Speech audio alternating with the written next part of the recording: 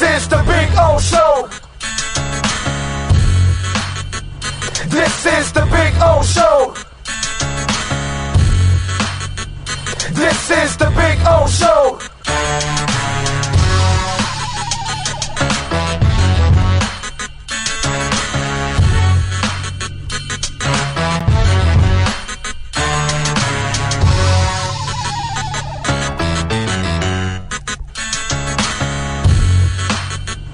This is the Big O Show.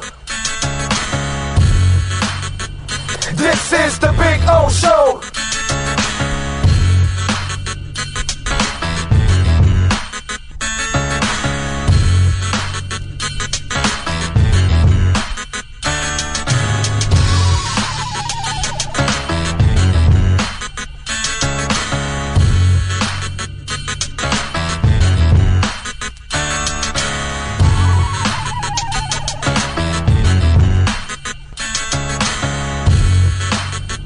This is the Big O Show. This is the Big O Show. This is the Big O Show. This is Welton Rayom has more than 62 years of litigation experience handling insurance disputes. They're committed to resolving even the toughest insurance claims quickly. Call them for a free consultation. 954-966-4646. At Welton Rayom, they don't get paid unless you win.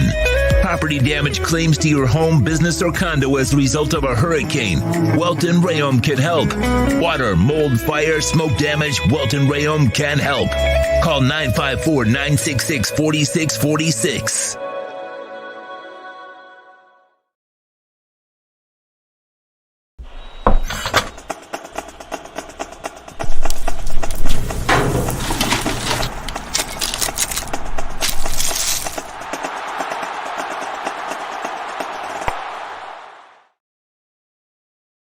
If you're a Miami sports fan, then there's only one store to go to, and that's Caneswear at Miami Fanwear in Davie. They're your one-stop shop for all your inner Miami CF, Canes, Dolphins, Panthers, and Marlins merchandise. They have hats, t-shirts, game day jerseys, and so much more. Located at 2511 South University Drive in Davie, and open 24/7 online at caneswear.com or innermiamiwear.com. Call them at 954-835-5597. Caneswear, the spot where inner Miami and all Miami sports fans shop. Oh, I think I know what this is. Houston, we have a package. Hello? No matter where you are, the Sloman Shield home security system guards your home. With next-gen perimeter protection, 24/7 monitoring, and interior motion sensing. And right now, get a free Sloman Shield security system and doorbell camera, all professionally installed, for free. Shield your world, the Sloman Shield.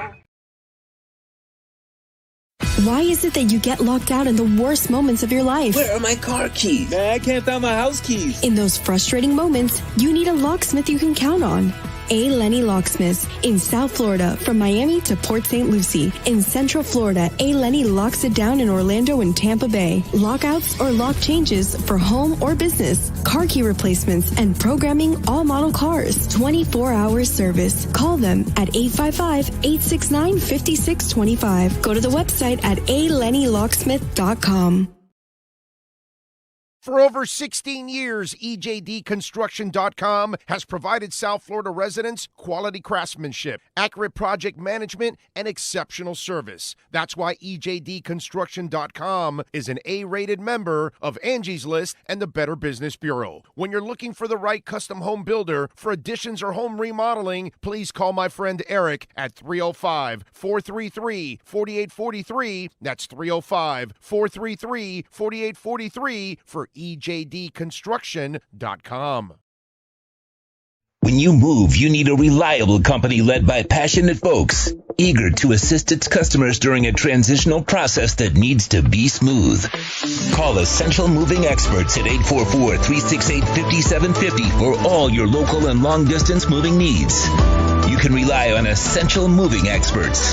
Mention the Big O Show and get $150 off. Family owned and operated, they offer free 30-day storage, full-service moving, fully licensed, bonded, and insured. Moving was never so easy. EssentialMovingExperts.com. Welcome to Red Light Therapy, a revolutionary technology perfected by NASA to aid in muscle strengthening and recovery. Red and infrared light has the capacity to penetrate deep into the cell's mitochondria, potentially leading to increased energy, faster recovery, and the optimal performance your body demands. Train, fight, recover.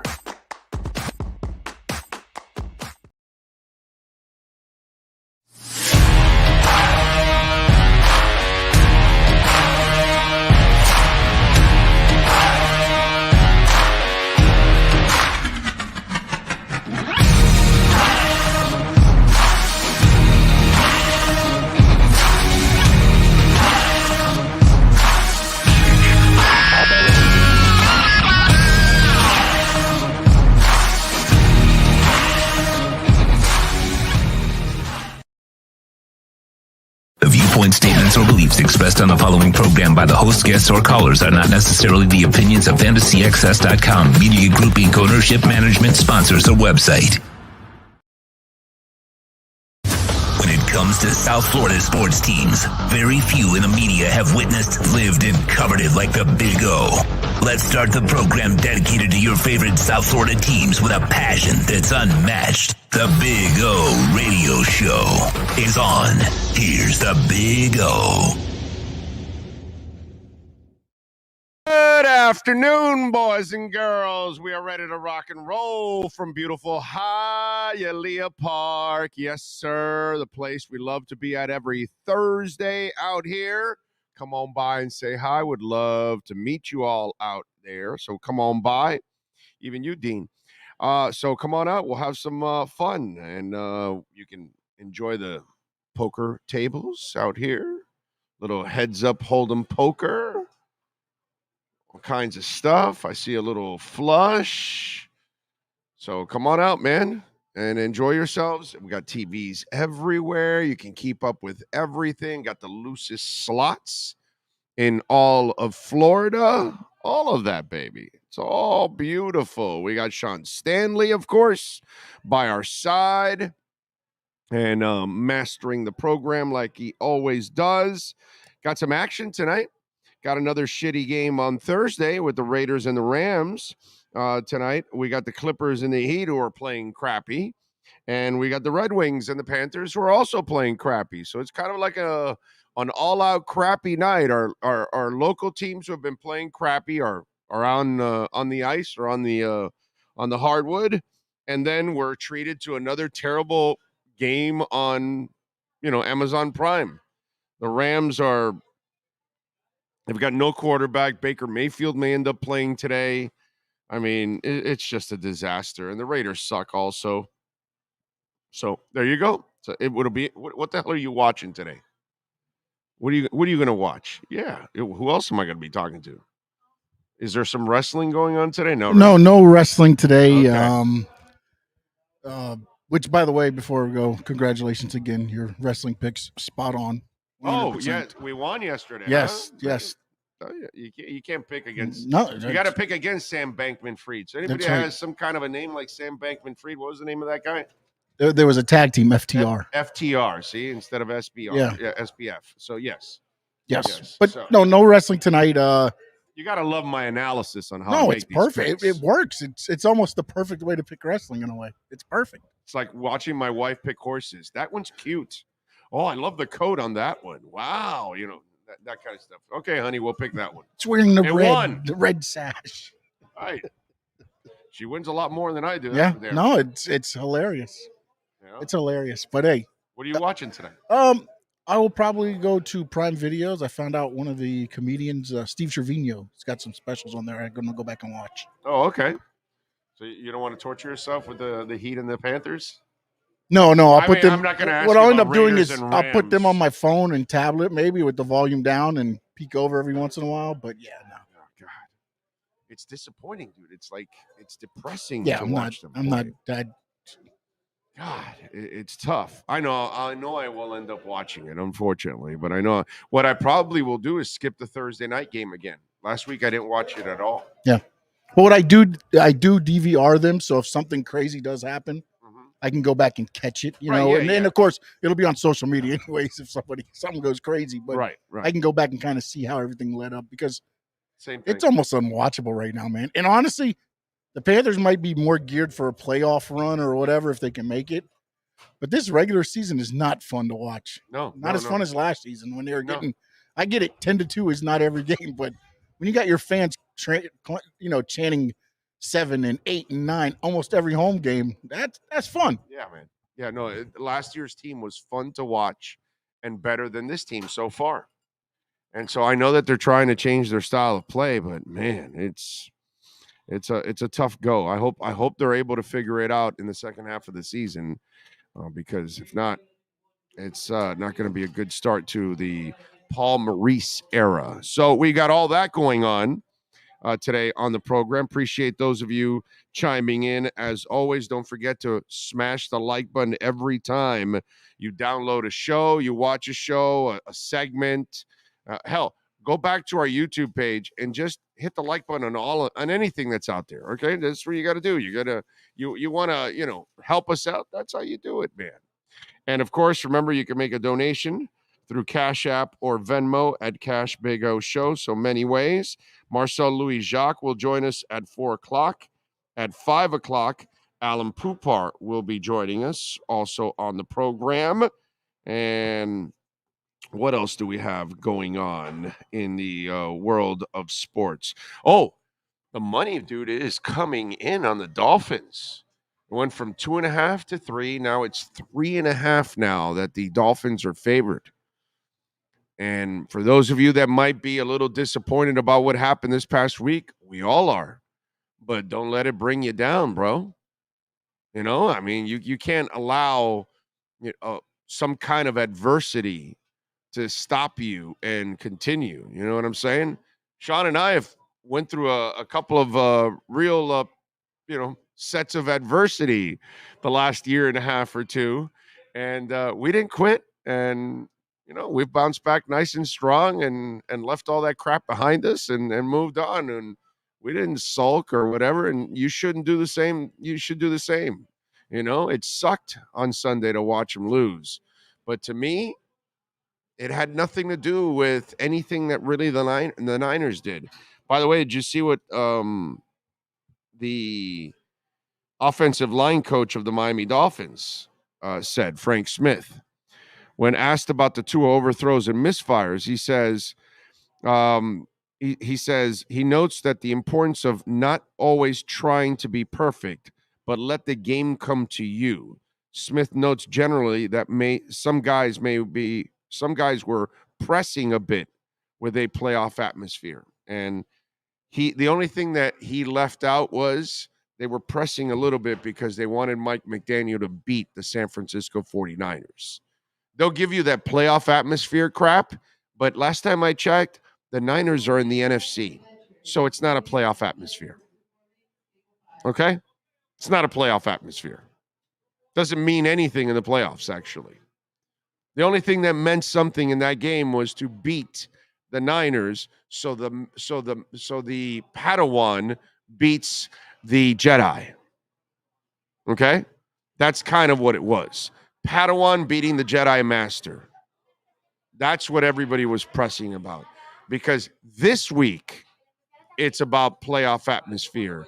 Next week, it's about playoff atmosphere because there you're actually fighting against the teams for the same playoff spots. San Francisco doesn't mean anything until the Super Bowl if they're there. You know what I'm saying? So I appreciate that Frank Smith was somewhat honest, but he didn't tell you the whole picture because we'll do that for you. We'll paint the whole picture for you on this platform. Okay, we'll allow you to, we'll bring you in and we'll tell you exactly what's going on inside that building and what's going on with some of the players and things like that. So trust me, had nothing to do with playoff atmosphere because it wasn't one. It had to do with beating the San Francisco 49ers for Mike McDaniel because those guys, and they were all making the plays. Really, it just had to do with one guy that just normally makes those throws. And we're humans, man. I've done this in the past. We've all done this in the past. You start a sports update, and there are sports updates that you do, and you're smooth all the way through. It's cool. And then there's these updates that you make the one mistake, and then pop, pop, pop, pop, pop, and it screws up the whole update because then it just takes you off, and you're pissed that you made that mistake, and because you dwelled on that mistake, it led to the next one and the next one and the next one. Before you know it, you had a 2-minute nightmare that lasted in your mind like half an hour. You know, that's what it was for Tua. That's it. But unlike Tua, I could just be like, now onto the show. I can cut it off if I need to. Right, exactly. Yes. Tua can't. Just throw it off. Exactly. Yeah, that's it. You screwed up the update, and then at the end you say, well, 15 and 45 past every hour. I'm Orlando Alzagari for 940 Win Sports, and just move on. And the newscast continues, and they forget all about you. You know? Oh, yes. I remember my days at 940 Wins doing sports updates. You know, it was I had an interesting gig early on because I got to English sports talk through Spanish sports talk because I started working for a gentleman by the name of Adib Edeng, one of the best human beings I've ever worked for in my life, one of the few people in radio that, how can I say it, was as perfectly honest as you can possibly be in this business. Like, he told me everything straight up, whatever he was going to do. And he kept his word to a T every single time. Very few people can do that in this business. So anyway, he ends up selling the station and sells half of the station. Paxson Broadcasting bought it. And that's who used to own 940 Wins and Zeta 4 and Love 94 and all those, that whole cluster, IOD, all that stuff. So I started working there. And I started filling in for Ed Kaplan. But during the day, the Spanish station had the same format as 940 Wins in English. They wanted to be a Spanish 940 Wins with news all day and traffic and sports reports and all that. And so their sports reports were also at 15 and 45 past the hour. And so there were shifts where I was doing English and Spanish simultaneously. So it's pretty cool. And so at 15, I would do 940 Wins live, and I'd pre-record the Spanish update at 15.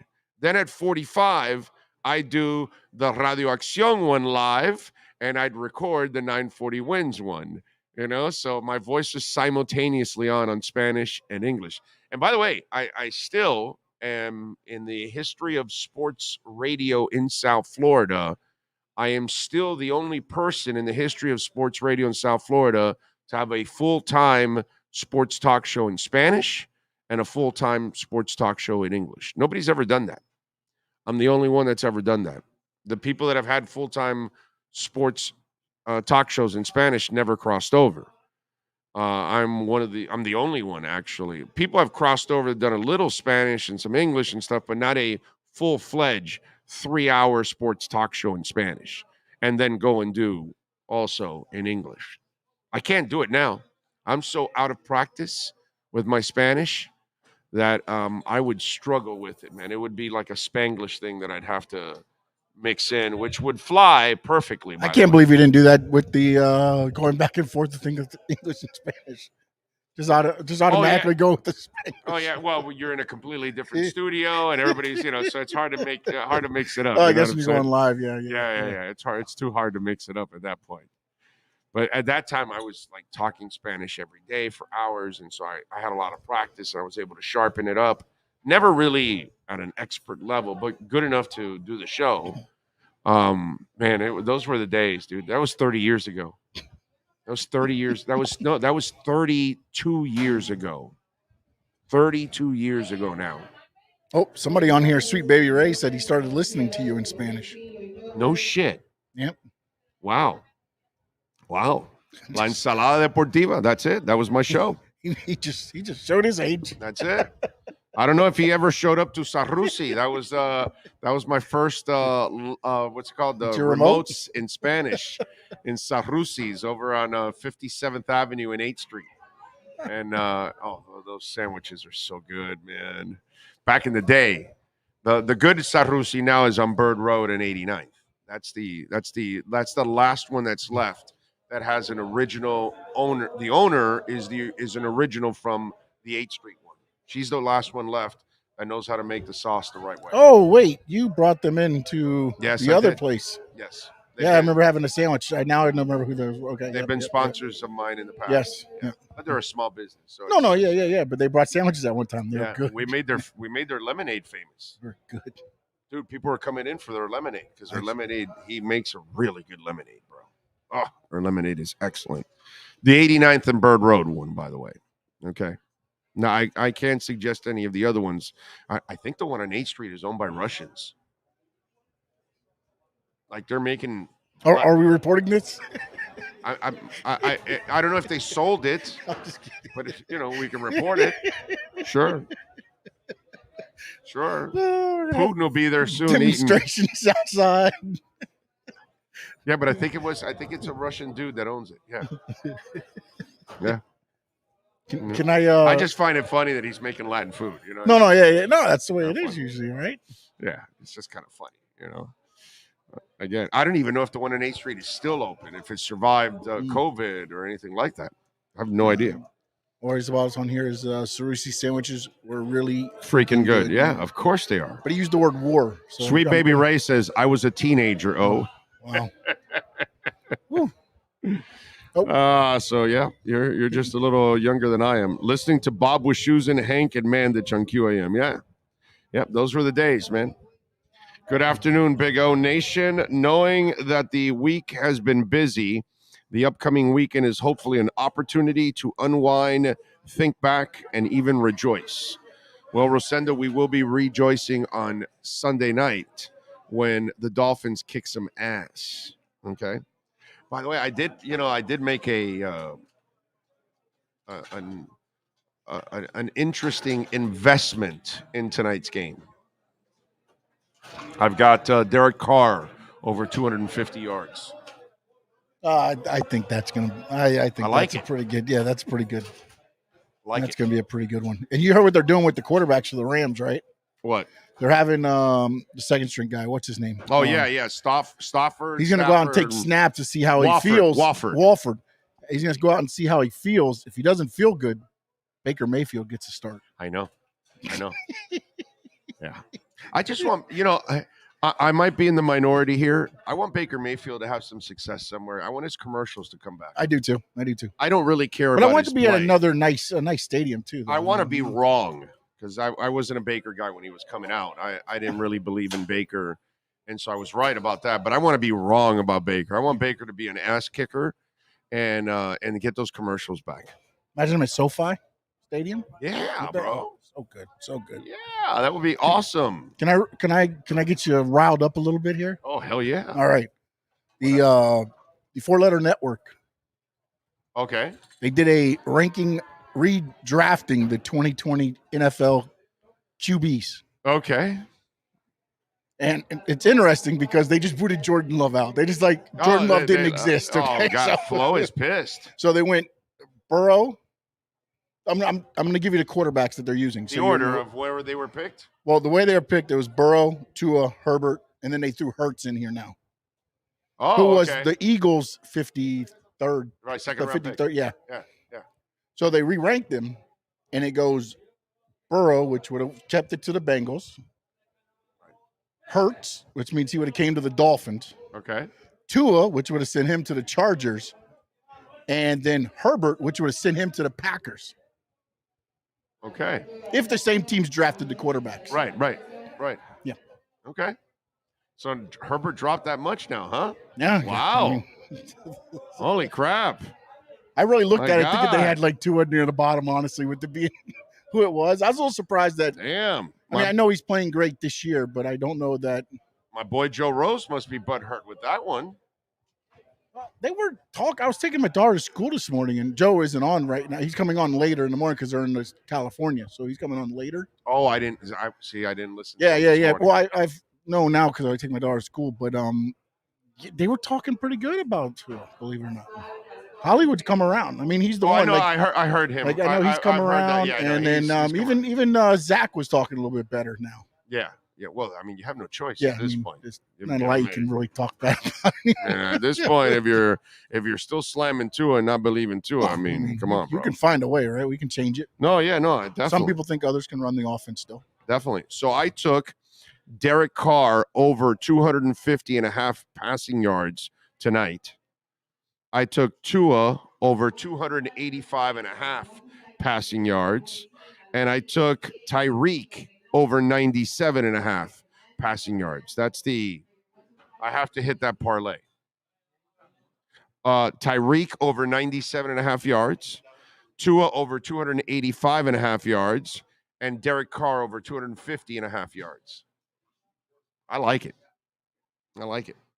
So, yep.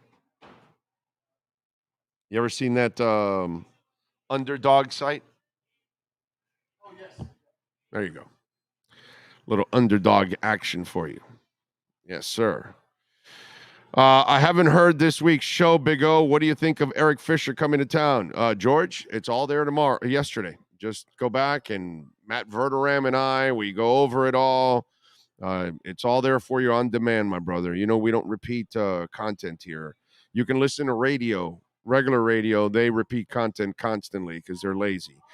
We don't do that here on the show. So you can check it out, but I like it if you want the short.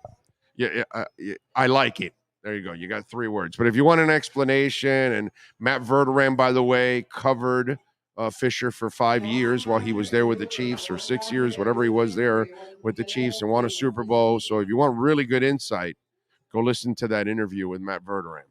Yes. I'm going to recover the ESPN breakdown, the redraft at the top of the hour. Okay. Oh, man. Let's see. Big O, one day we'll have a watch party with you and Sean. Slide through. I'll have my family and friends over, 50 wings, beer, and I'll also have my cousin Shambi Campos over.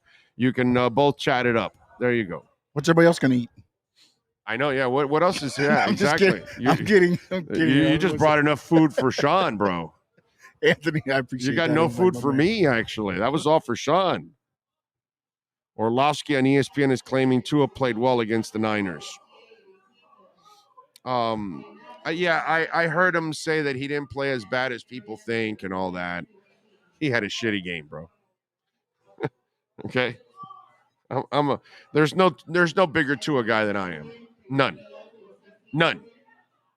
It doesn't exist in the media, at least. Media.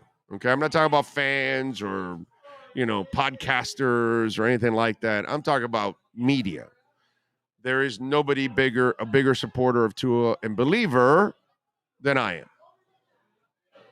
Okay? Had a shit game. Nothing more, nothing less.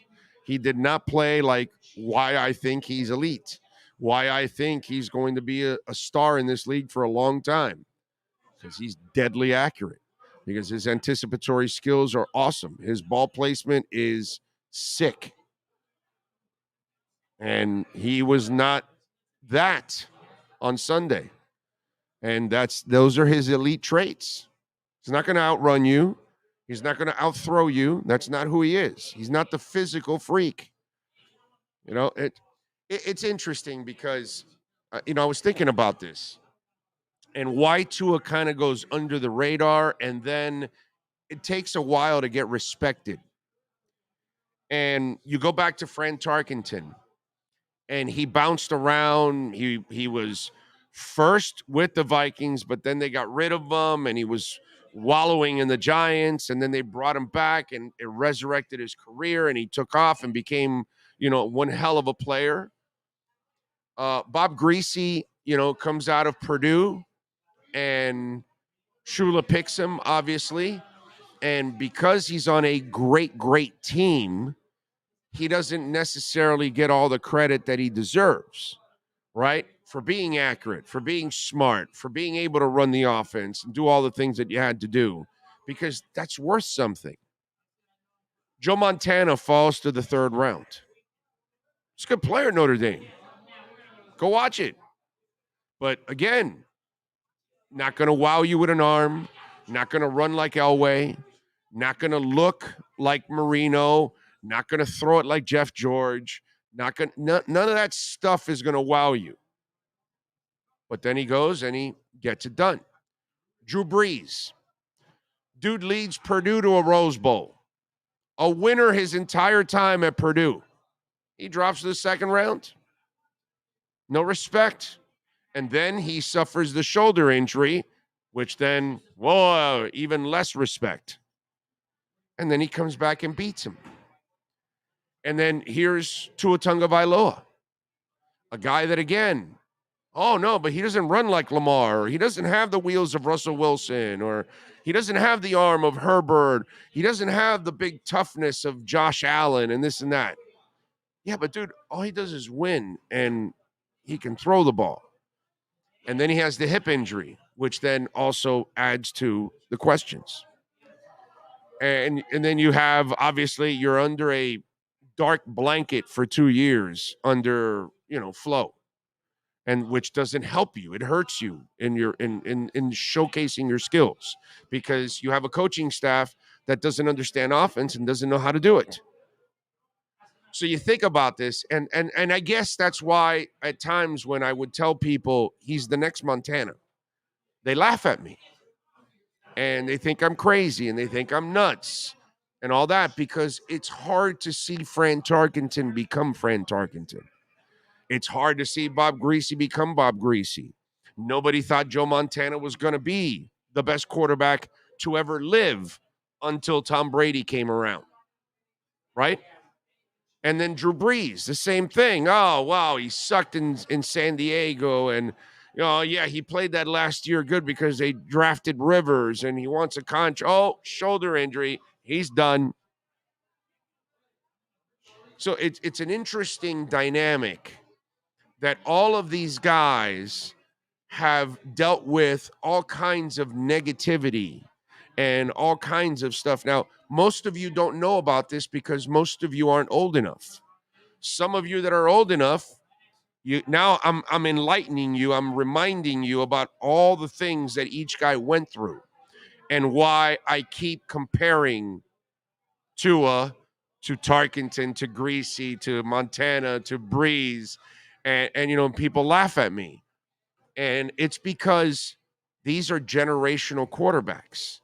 These are guys that don't come through the pipeline much because they don't possess the physical talents of Johnny Unitas, and they don't possess the physical talents of so many other great quarterbacks, or even guys that weren't considered great but really had a lot going for them, like a Steve Bartkowski, who had a cannon and was super talented as a passer, and yet he kind of, never really found his way because he was in a bad organization for many years in Atlanta. But these guys, they all had all these roadblocks and doubts and questions and all that kind of stuff, and they fought through it. And for me, as I've watched all those guys and I look at Tua, and the only thing I ever was worried about with Tua, and I always have and I always will be, is injuries. That's it. That's the only negative that I could ever have on him, is durability and all that stuff. And it's a fair thing, unfortunately. It's something you have to talk about. But ability and playing at this level, I have none. I don't question it at all.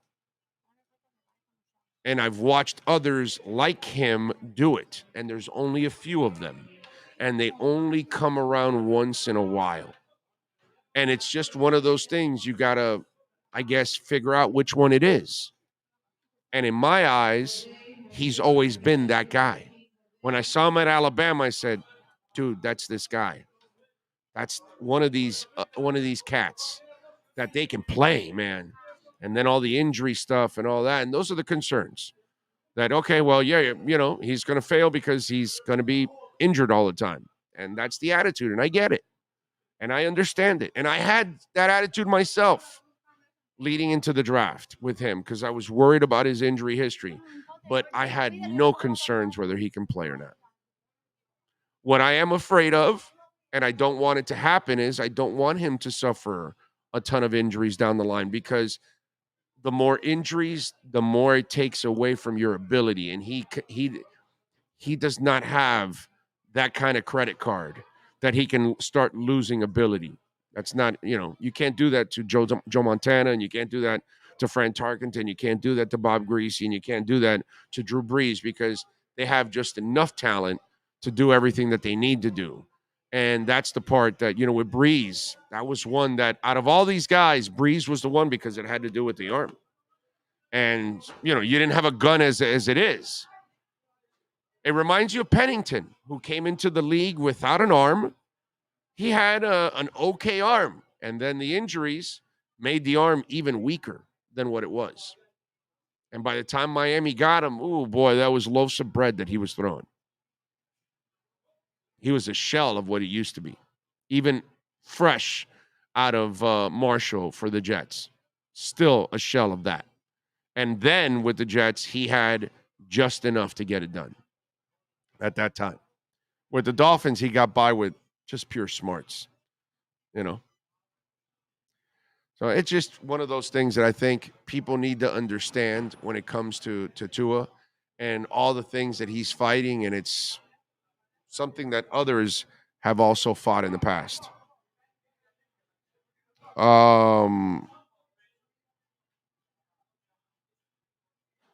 Yeah. Today at 4:45. Yeah. Today. Yes. Tell him, and then ask Poopart to do 5:15. Okay. All right. Anyway, so we are working on a couple of things also on the show.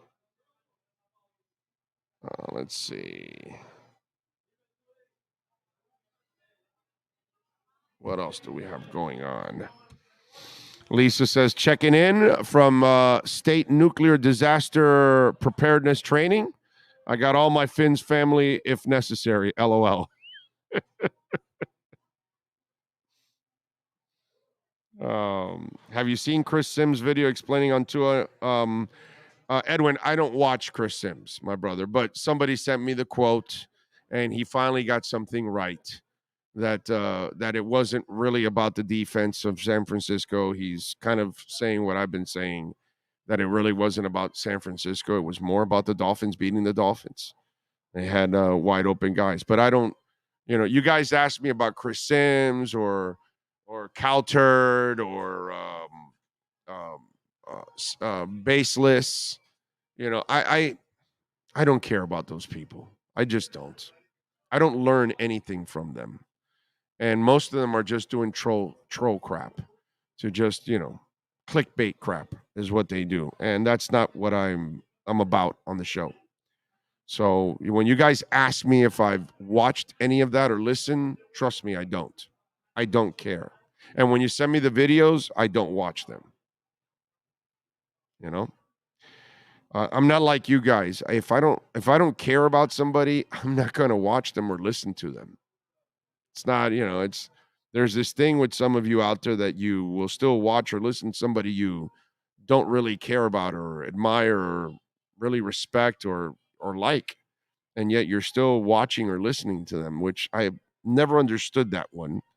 But hey, man, I get it. I have my own haters watching and listening and dying to pounce on something that I'll say so they can tell me that I'm wrong or something like that, because it, gets them excited. Oh, do you know what Tua's record on bounce back games, the few times he's lost? I have no idea, Eric. I have no idea. But that's something you can look up pretty quickly. And I would imagine it's pretty good, because now that I'm thinking about it, I don't remember a lot of streaks a lot of losing streaks with Tua. Now that I think about it, I don't remember. Just you could look it up there, Sean, but I don't know if you just look up his game log, and that'll show you. Although, wait a minute, like, does the Cincinnati game, like, they counted against him? I don't. He didn't finish it. What do you mean? What? Skyler finished this game. He's still undefeated. He hasn't started and finished games. He started and finished. He's still undefeated. Not sure what we're talking about here. Yeah, that's a good one. I like it. That's funny.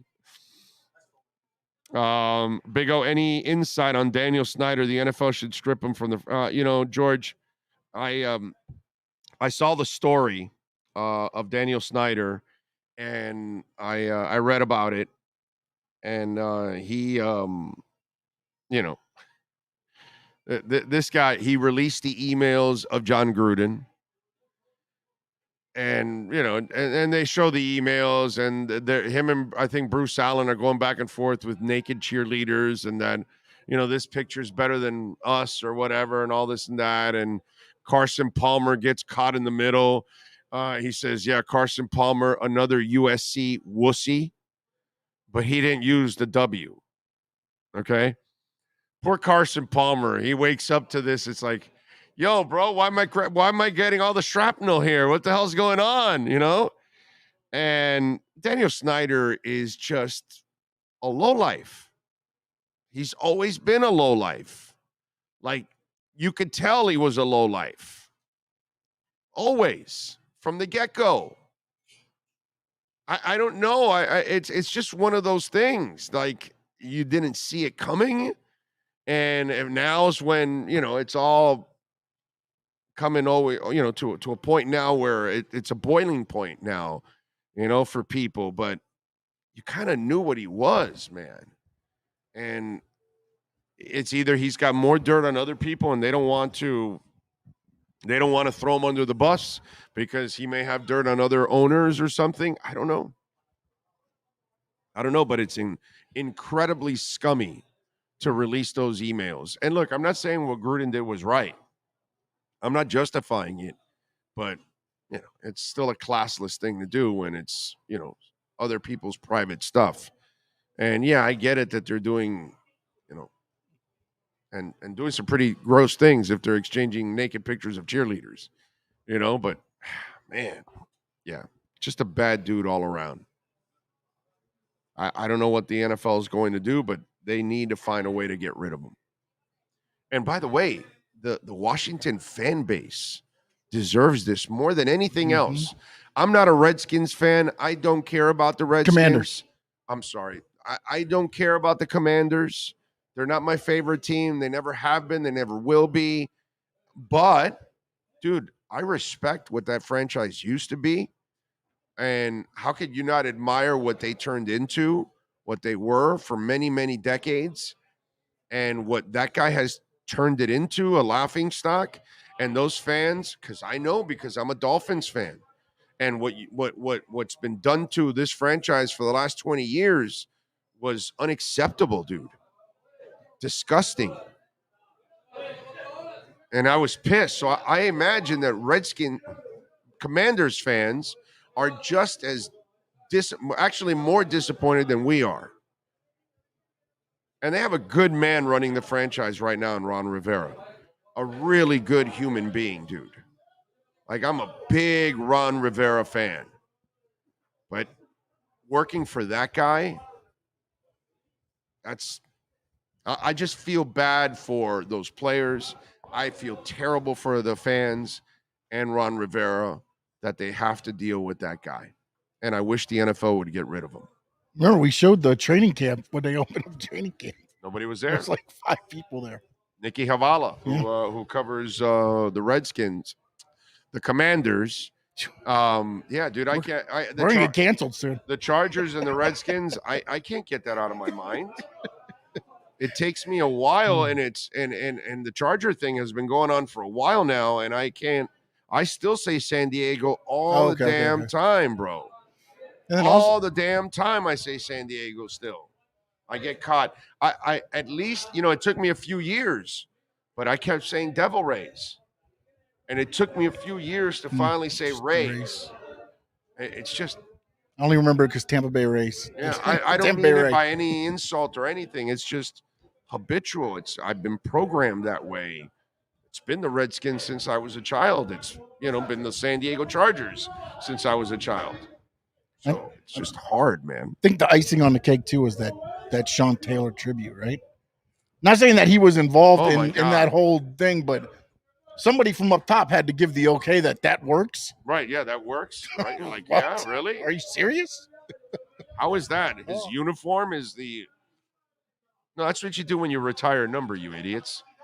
If you're going to honor the guy, it's with his face and, his body and all that. And, it's like having a Dan Marino statue outside of Hard Rock Stadium, and it's just like a uniform.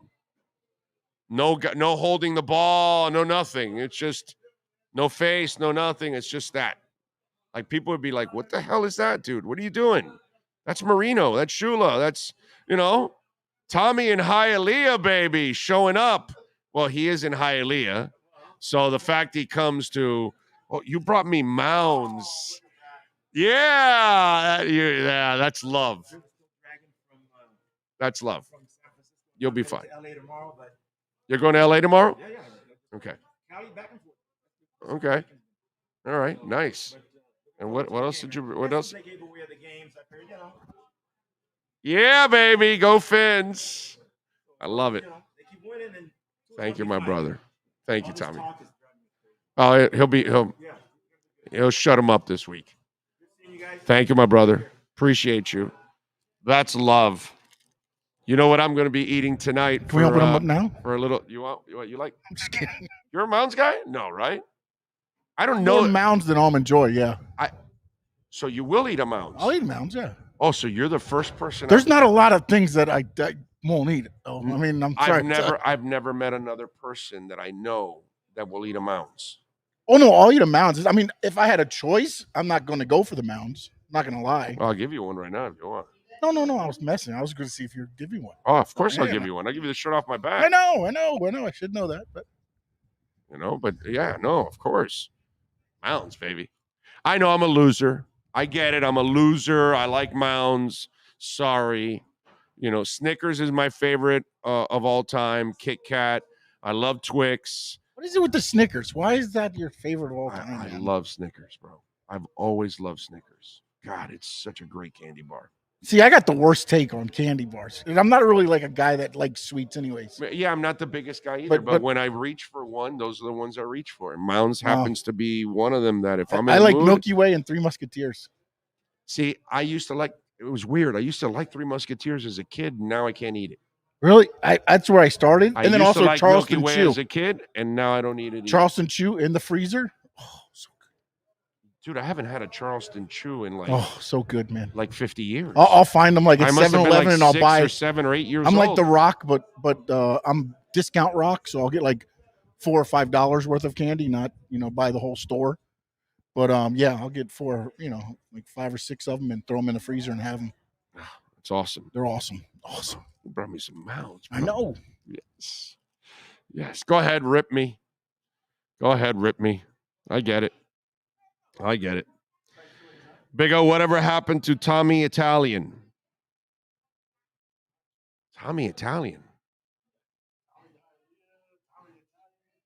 It sounds kind of like there's something there, but it's not Tommy Italian. I think he's onto something. It was one of our older listeners, but I'm trying to remember. I don't know. Sometimes listeners, they come and go, man. Some of them stick around, and with some people, they are in and out, and then they forget about us, and they tune us out, and they never come back, and no more love. Oh, I know who you're talking about. Yes. I'm not exactly sure what happened to him. I don't know.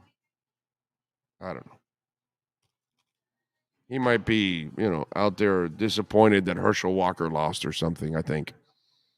That might be what it is. It might be that, it's kind of, he might have gotten butthurt on one of those. He lost the erection? Yeah, he lost the erection. No, but I'm talking about like, the guy above him with the, you know what I'm saying? The orange man. You know what I mean? It's like you saw what happened. By the way, great news. Brittany Griner gets released. And she gets traded for this, what's the guy's name? Victor Bout, who is an arms dealer, a Russian arms dealer. And I'm thinking about this. They're in the middle of a war. They're running out of arms. They probably need an arms dealer to go out and find them some arms. So we just had to give them up to get Brittany Griner. And this is great for her. It's kind of sucks that you have to give this guy up. But what else are you going to do? You got to try to get her freed. Now, the sad part was, and props to this young man, because he kind of caught himself for, saying something stupid. Micah Parsons slammed Biden. And look, I'm not a Biden guy. I mean, Biden was, I think most people put Biden in to just get rid of the orange man and then move on to whoever the next president's going to be, probably, because come on.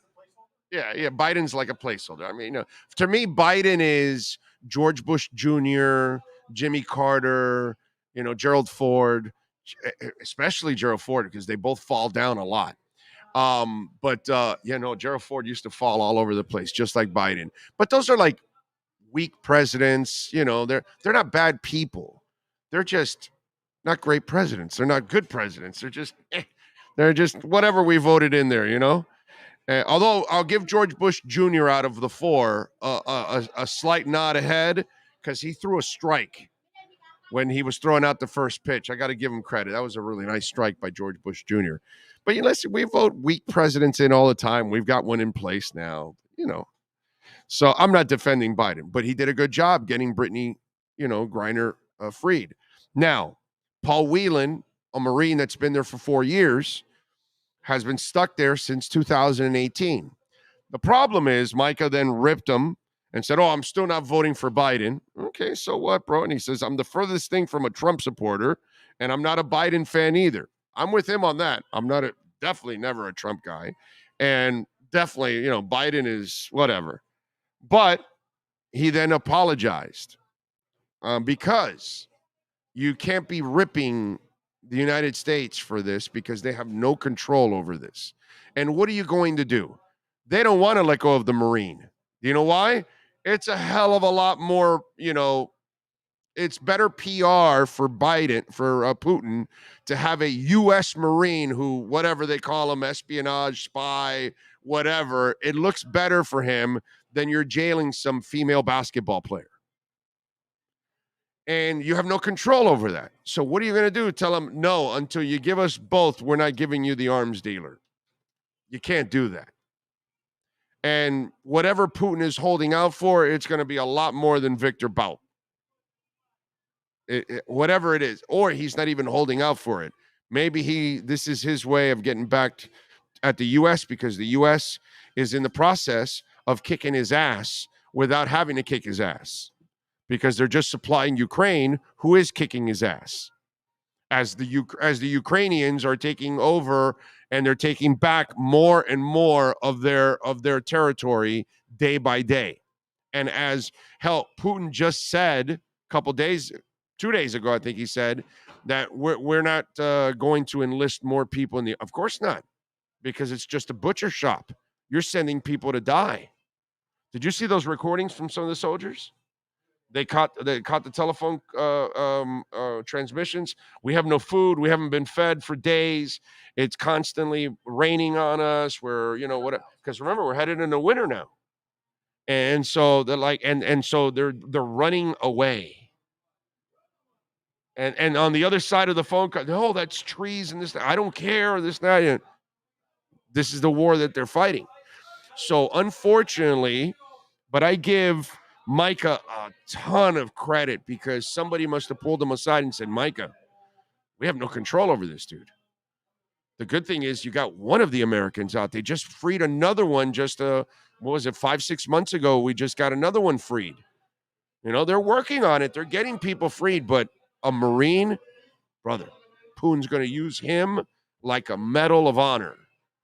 You know, even if the guy never committed a crime, they don't care about that over there. You know that. Here's what I'll tell all of you out there. Don't go to Russia. Don't go to China. Don't go to Cuba. What the hell are you doing? Don't go to North Korea. Don't go to any of these countries that you put yourself at risk for anything. I don't care what you're going for. Don't go. It's pretty simple. Stay away from all of that. But I'm glad that Brittany Griner is back.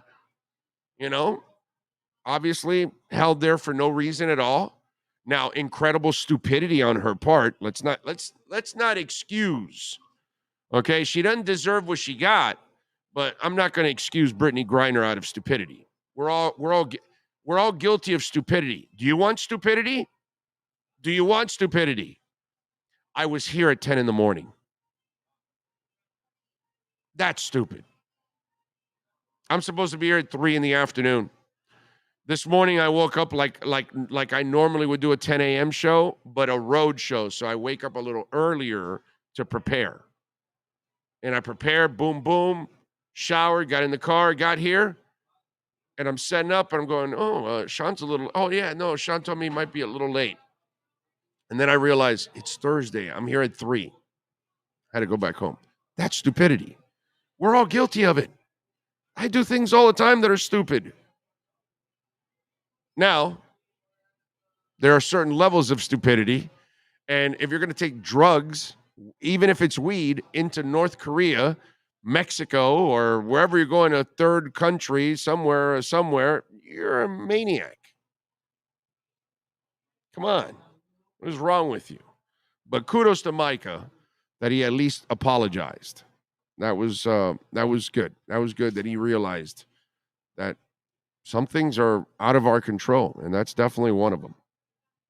By the way, Cutter's Edge Pro, a proud sponsor of our program. We love Will and all the great people at Cutter's Edge Pro. Listen, when we talk about landscaping, you know that increases the value of your home immediately. So right now, if your yard is dead, if you want to bring it to life, if you want to do something to make life a little easier for yourself and more pleasant, I'm telling you, man, landscaping will change your life because we did it in our backyard now. We've got trees, we've got shade, we've got a artificial turf for the dogs. Now they're no longer bringing any dirt, any mud whenever it rains or whatever. Even when it rains and they walk out there, there's no mud, no nothing. They're not bringing anything in. It's beautiful. It's so easy to maintain. And it saves you a lot of money in the long run because you're not cutting the grass every 2 weeks. You're not watering the lawn all the time, and that's a lot of money that you're spending over the years. So you're going to be saving yourself hundreds and thousands of dollars in the long term. And let me tell you something. When you value and the look of your home, it just goes to another level. Your neighbors will be telling you, wow, your house looks great. And it's all about landscaping. And that's why I want you to call the great people at Cutter's Edge Pro. Go to cuttersedgepro.com. Check it out there. They do it all, folks. I'm telling you, total landscape solutions, lawn and landscape maintenance for medium to large HOAs, condominiums, corporate parks, large commercial buildings in Dade, Broward, and Palm Beach County. So it's not just about your home. If you own a business and you want to also take it to another level so it looks much more respectable, I'm telling you, when you add the proper landscaping, it just elevates it to another level. Lighting, they can light your pathways. They can light your home. They can light the trees. They can have the kind of lights that you can actually change the colors throughout the year. So if you want, on Sundays, you want to make it aqua and orange, you can do it. On Saturdays, you want to make it your favorite college football team or the Heat are playing tonight. You want to have some Heat colors. You can do all of that. Breast Cancer Awareness Month. I mean, it's so cool, the things you can do. You won't even need lighting for Christmas because you can have it year-round with Cutter's Edge Pro. So now in December, you can have your green and your red at the same time. Reach out to Will. Reach out to Mike. Tell them that Big O sent you. 954-472-0622. That's 954-472-0622. Tree trimming and removals, landscape design, outdoor lighting, irrigation design, and the synthetic turf, which is just an absolute blessing if you have dogs. cuttersedgepro.com and go to Instagram at cuttersedgepro so you can see a lot of the work they've done and you'll be impressed. William or Mike? All right. Let's see. Griner traded for the Merchant of Death. I didn't realize the Houston Texans were part of the U.S. government.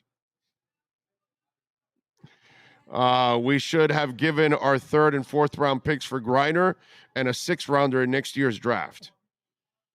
Okay. Your Thursday throw me off to start times. That's hilarious. No, it's every Thursday. It's at 3. It threw me off too. I drove here for nothing at 10 a.m. I'm sure when Sean pulled up and the back was already there, it's like, where is he?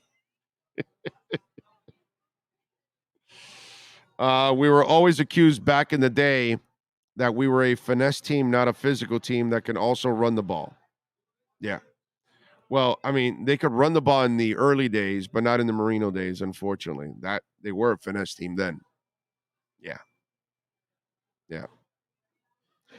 10 a.m. Oh, muscle memory got you again. Been there, done that. Most of all, to us, been guilty of that. Well, remember when on the Tua press conference, I went to the old facility.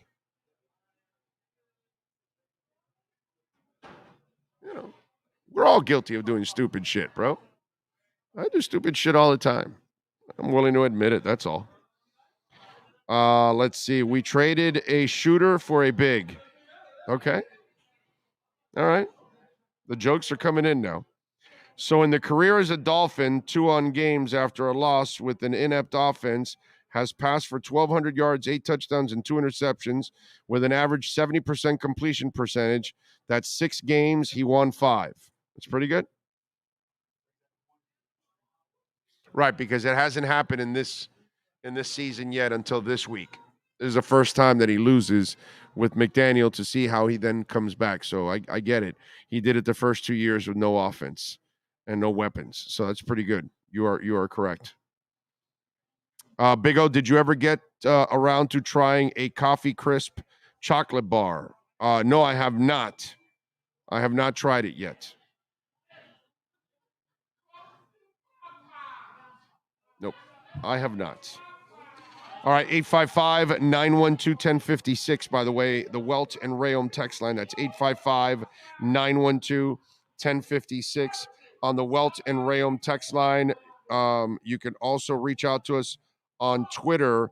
That's at Big O Show. Follow us there as always. Let me see here.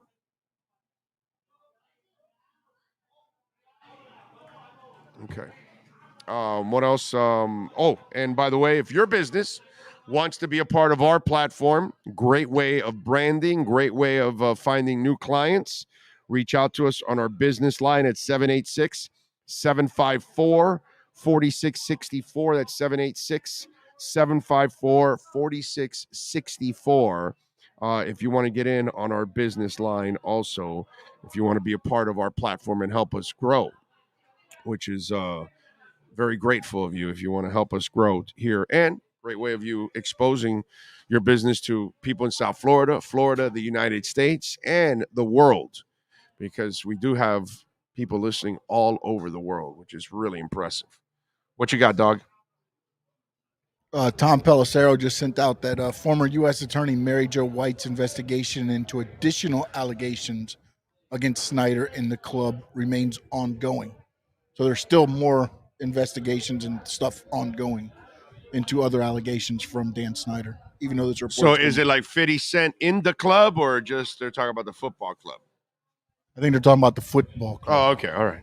Not sure Snyder owns a club. Does he? I don't know. It seems like he was running a club. Yeah, well. Apparently with everything that was going on there. You know? Big O, did you, let's see, we traded an arms dealer for a basketball player. Yep. We had no choice. What are you going to do? Leave an American there? Can't do that. I mean, that's not what America does, bro. They try to, save their own. Look, I'll give you another example. A couple examples in life. Haiti has had a whole bunch of turmoil. We offered to help out. We didn't go in there. Haitian community wanted us to go in there and try to, but it's not our business. And there were no Americans in threat in Haiti. So Haiti was on its own. Cuba. We had a whole bunch of Cubans going crazy. Oh, we got to help. We got to help. Same thing in the 80s. No Americans were being hurt. No Americans are threatened at all in Cuba. So America's not going to go in there and do anything. They never have. They never will. Cubans, unfortunately, fall for that. They get suckered by either party, especially the Republican Party, and they really never do anything. They never have. Not from the 60s, not in the 80s, and not now. But in Grenada, we raided Grenada. Now, why did we raid Grenada? Well, because we had 2,000 American students studying there. And we weren't going to leave 2,000 Americans in Grenada, because then that would be a disaster for our country. So we raided Grenada.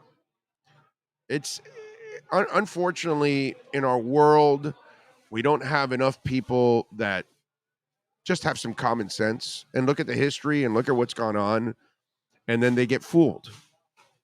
And I know because I was a kid back in the day in the 80s when we got fooled. Like, oh, yeah, well, let's protest and let's, all that, and the government's going to help. No, they're not, bro, because there's no Americans in trouble in Cuba. So, and I knew that it was going to happen again when they were, get them the internet or whatever, all this foolishness. And it's like, and all they do is bait them and bait them, and the politicians just feed them crap. And unfortunately, the Cubans that believe that, they get suckered. And I know because I was one of those suckers in the 80s. So I knew when it just recently happened. I saw and I said, I was there. You're going to get suckered again because there's no Americans in trouble. And they're not going to go anywhere where there isn't an American in trouble. And that's what happens, unfortunately. So Brittany's in trouble, and you got to try to save her. And you're going to try to continue, by the way, Paul Whelan. I want to make sure I get his name right. I'm sure they're trying, and they've been trying for a while to get Paul Whelan out. But you know that bastard's going to want something even bigger than Victor Bout for that guy, because it means so much to him to have an American Marine arrested, And trust me, the fact that Ukraine's kicking his ass, that doesn't help, because he knows that that they're being helped by us and many other countries, of course, but still. Big O, where will you be broadcasting from? It's in Miami Jets game. Probably studio, I think. We're working on a broadcast on the road for the Dolphins game.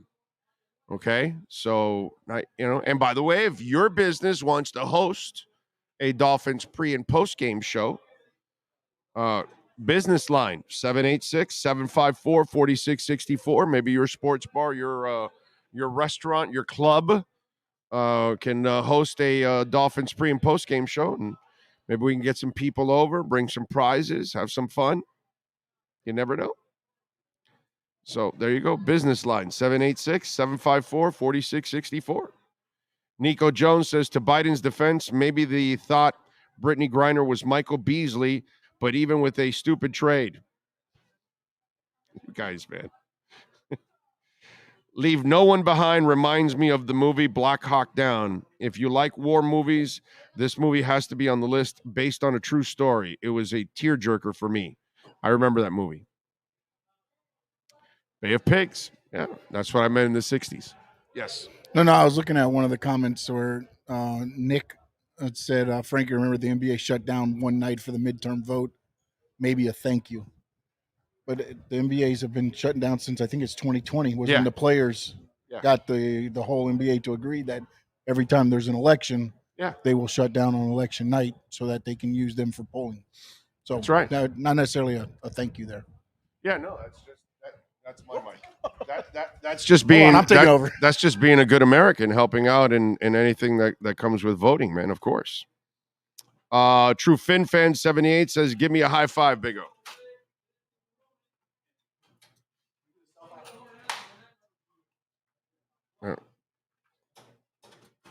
A little more centered, right? Oh, no, it's this way. Okay. That's right. It's opposite. Big O, good job. You know your history. History is about power. Well, you learn from history, my brother. You know, you learn from. I just gave you a quarterback history.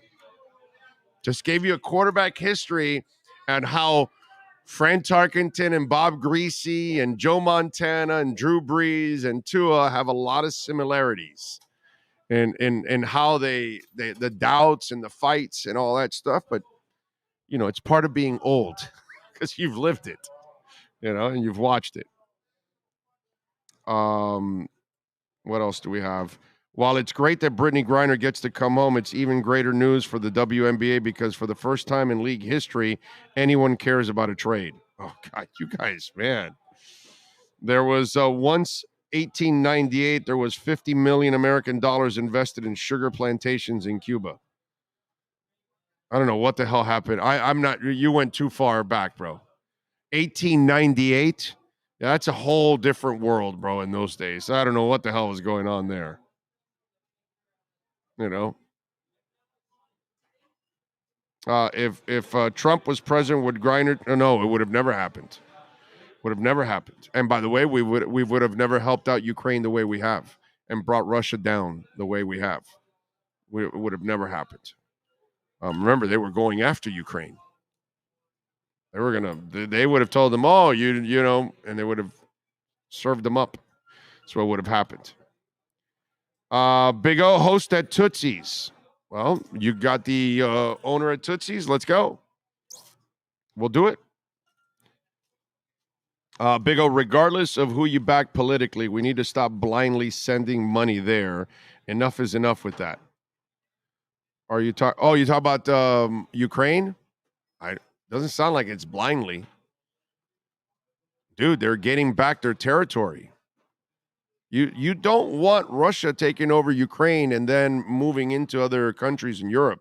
That's what was going to happen. You do know that, right? The idea is to weaken. You're weakening Russia is what's happening. Their economy, everything. You're weakening them. And the world is starting to adjust where they're going to start buying less crude from them and buying it from other places and all that. I don't think you're seeing the big picture, bro. It's actually what Poland is doing and Germany and England and America. And because I don't know if you know this, but it's not just America. There are several countries that are assisting Ukraine. So I disagree with you. I actually think this is the best way to do it without directly going to war with them. In a twisted way, you're using the Ukrainians for your own well-being and the world's well-being. Plus, you're continuing to put Putin in a really negative situation that his own people are on the brink of turning on him. Okay? You're really not following what's going on. This is really tearing them up inside. They can tell you whatever they want, but this is tearing them up inside. Millions of their citizens are realizing that guy is serving up their kids for dinner up in war. He just sent 300,000 more to go die. And because of social media, you can't keep things quiet like the 80s or the 60s or the 50s. Nothing stays quiet with social media now. Nothing stays quiet with satellites. Nothing stays quiet with the type of electronic abilities that we have now. Everything will be found. Satellite pictures are there of before and after, so they know exactly what's going on. They can figure all this stuff out, man. So I don't think you're really watching what's going on, my brother. This has been a masterful job by the world helping Ukraine out and really weakening the hell out of Russia. So I disagree with you. I actually think this is the best way to actually get Putin out without necessarily fighting him directly and then it getting to a nuclear war and that kind of stuff. So I disagree with you wholeheartedly, George, on that. Anyway, Remember, we want our investment back. We don't want Ukraine to lose. If not, we lose money. Yeah, no. No, it's just you don't want Russia taking over Ukraine, and then next is Poland, and that's what he's going to do. But once you weaken him now, he can't do this anymore, you know? So it's a proxy war in short. Okay? Yes. Hey, so I'm looking through Instagram and Twitter and different things that said, and this was said earlier, and I just want to get not necessarily your thoughts on it, but it has to do with the Brittany Griner situation. You know Kay Fagan? Of course. Okay. She says, there's a small part of me that wonders if part of the reason Russia made this deal is because they knew that releasing Brittany Griner and not Paul Whelan, a Marine, would send certain people spiraling, as you have already started to see. Right. Exactly. Right. It's a political ploy. Yeah. And because, dude, holding a Marine is... oh, wow, Putin. Yeah, you're a real bad guy. You're holding a basketball player. Female or male. Who cares? What does that mean in the world? Nothing. It means jack crap in the world. But if you're holding a American Marine that you say is a spy, that carries a lot more. Create the backlash that's going to come with it. Exactly. Yeah. That's all they can do is that they can only fight the world of misinformation.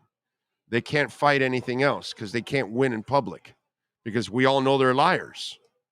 So they can only get away with trying to lie to their own people. That's the only thing because they're only fooling themselves. The people from the outside, the ones that fall for it, you're just as stupid as, it is what it is. What are you going to do, man? Let's see. Ukraine on Fire, a good documentary. I will check it out. All right, 1 hour down. We got 2 more to go. We will be joined by Marcel Louis-Jacques around 4:45. We will be joined by Alan Poopart at 5:15. Back with more right here at Hialeah Park. Welton Rayom has more than 62 years of litigation experience handling insurance disputes. They're committed to resolving even the toughest insurance claims quickly. Call them for a free consultation. 954-966-4646. At Welton Rayom, they don't get paid unless you win. Property damage claims to your home, business, or condo as a result of a hurricane. Welton Rayom can help. Water, mold, fire, smoke damage, Welton Rayom can help. Call 954-966-4646. There's no need to drive around South Florida wasting valuable time looking for a new or certified pre-owned Acura. Go to the #1 volume sales dealership in the Southeast United States. Craig Zinn's Acura of Pembroke Pines. Purchase with pace and space in a dealership tailored to your needs. From home buying to providing that personal touch. Contact the 2020 Satisfaction Award winner Craig Zinn's Acura of Pembroke Pines. 888-776-5123. That's 888-776-5123. Or visit them at 15601 Pines Boulevard in Pembroke Pines. If you're a Miami sports fan, then there's only one store to go to, and that's Caneswear at Miami Fanwear in Davie. They're your one-stop shop for all your inner Miami CFs, Canes, Dolphins, Panthers, and Marlins merchandise. They have hats, t-shirts, game day jerseys, and so much more. Located at 2511 South University Drive in Davie, and open 24/7 online at caneswear.com or innermiamiwear.com. Call them at 954-835-5597. Caneswear, the spot where inner Miami and all Miami sports fans shop. Oh, great. You have a doorbell camera. Now you have a front row seat to your house getting robbed. They're breaking into my house! Ooh, there goes the TV. I'm sure it'll turn up at the pawn shop. No, not the TV! Just because you can see them, that doesn't mean you can stop them. With Slogans, you get 24-hour monitoring, a free home security system, and professional installation. Plus, free doorbell camera, one that'll actually work for you. Get out of my house! Get out of the house! Call 1-800-ALARM-ME. When you move, you need a reliable company led by passionate folks, eager to assist its customers during a transitional process that needs to be smooth. Call Essential Moving Experts at 844-368-5750 for all your local and long-distance moving needs. You can rely on Essential Moving Experts. Mention the Big O Show and get $150 off. Family owned and operated, they offer free 30-day storage, full-service moving, fully licensed, bonded, and insured. Moving was never so easy. EssentialMovingExperts.com. For over 16 years, EJDConstruction.com has provided South Florida residents quality craftsmanship, accurate project management, and exceptional service. That's why EJDConstruction.com is an A-rated member of Angie's List and the Better Business Bureau. When you're looking for the right custom home builder for additions or home remodeling, please call my friend Eric at 305-433-4843. That's 305-433-4843 for EJDConstruction.com. Welcome to Red Light Therapy, a revolutionary technology perfected by NASA to aid in muscle strengthening and recovery. Red and infrared light has the capacity to penetrate deep into the cell's mitochondria, potentially leading to increased energy, faster recovery, and the optimal performance your body demands. Train, fight, recover.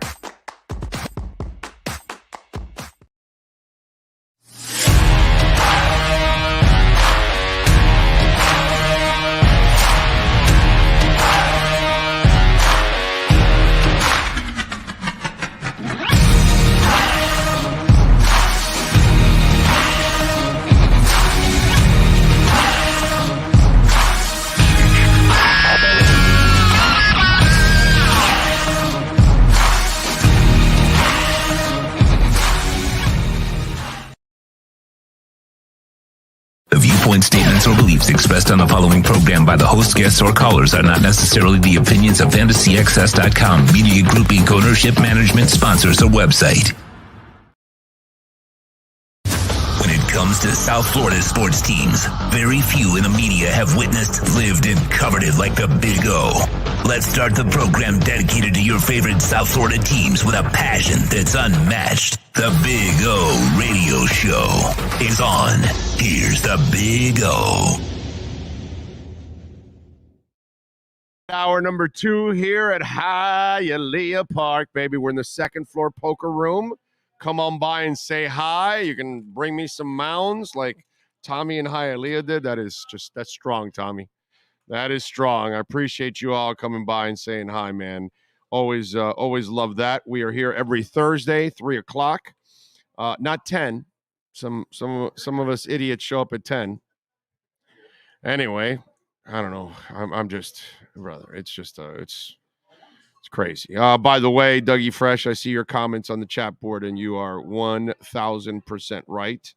And Nate Mandu probably had the best line of them all. It will never be perfect, but doing nothing will never lead us to a better world. Freaking men. We can't allow the Putins to try to take over. I love you people. Oh, well, let's not give Ukraine any money. Let's not help them. Yeah, no, let's just power Putin more. Let's let him chew up all these countries and enslave all these people and control and all that and build his empire even bigger, right? No, why don't we allow the people in Peru also? Why don't we allow the president to all of a sudden, by the way, congratulations to those Peruvians out there and their Congress, how that president wanted to abolish their constitution to create his own government and his own rules. And they said, no, you're out of here, bro. Get the hell out of here. And we're not going down that path. And then in Germany, they just stopped a group that was trying to take over there and QAnon and all that stuff. You know, I don't know what it is about these kind of people that want to eliminate the Constitution. I don't know what it is about these kind of people that want to be dictators. So there's a reason why some of these countries end up falling for it, because you're too stupid to realize what's in front of you sometimes. Get smart. Understand some of the people that are in front of you. aren't really in your own best interests. So watch out. Saw what happened on January 6th. Okay? See what's happened in Germany, see what's happened in Peru, see what's going on in Ukraine. We need to fight against that. Okay? Get smart. Grow a brain. Anyway. Some people embrace war as much as we embrace freedom. Well, they want to enslave them. They want to get enslaved and have no freedoms. And yeah, that's what's going to end up happening. The people that want no rule, the people that want their law to only be the law. Yeah, that's a really productive thing. Yep. QAnon can beat the crap out of QAnon. Yeah, I said it. Well, see, on QAnon, we're realistic. In QAnon, they're absolutely freaking crazy.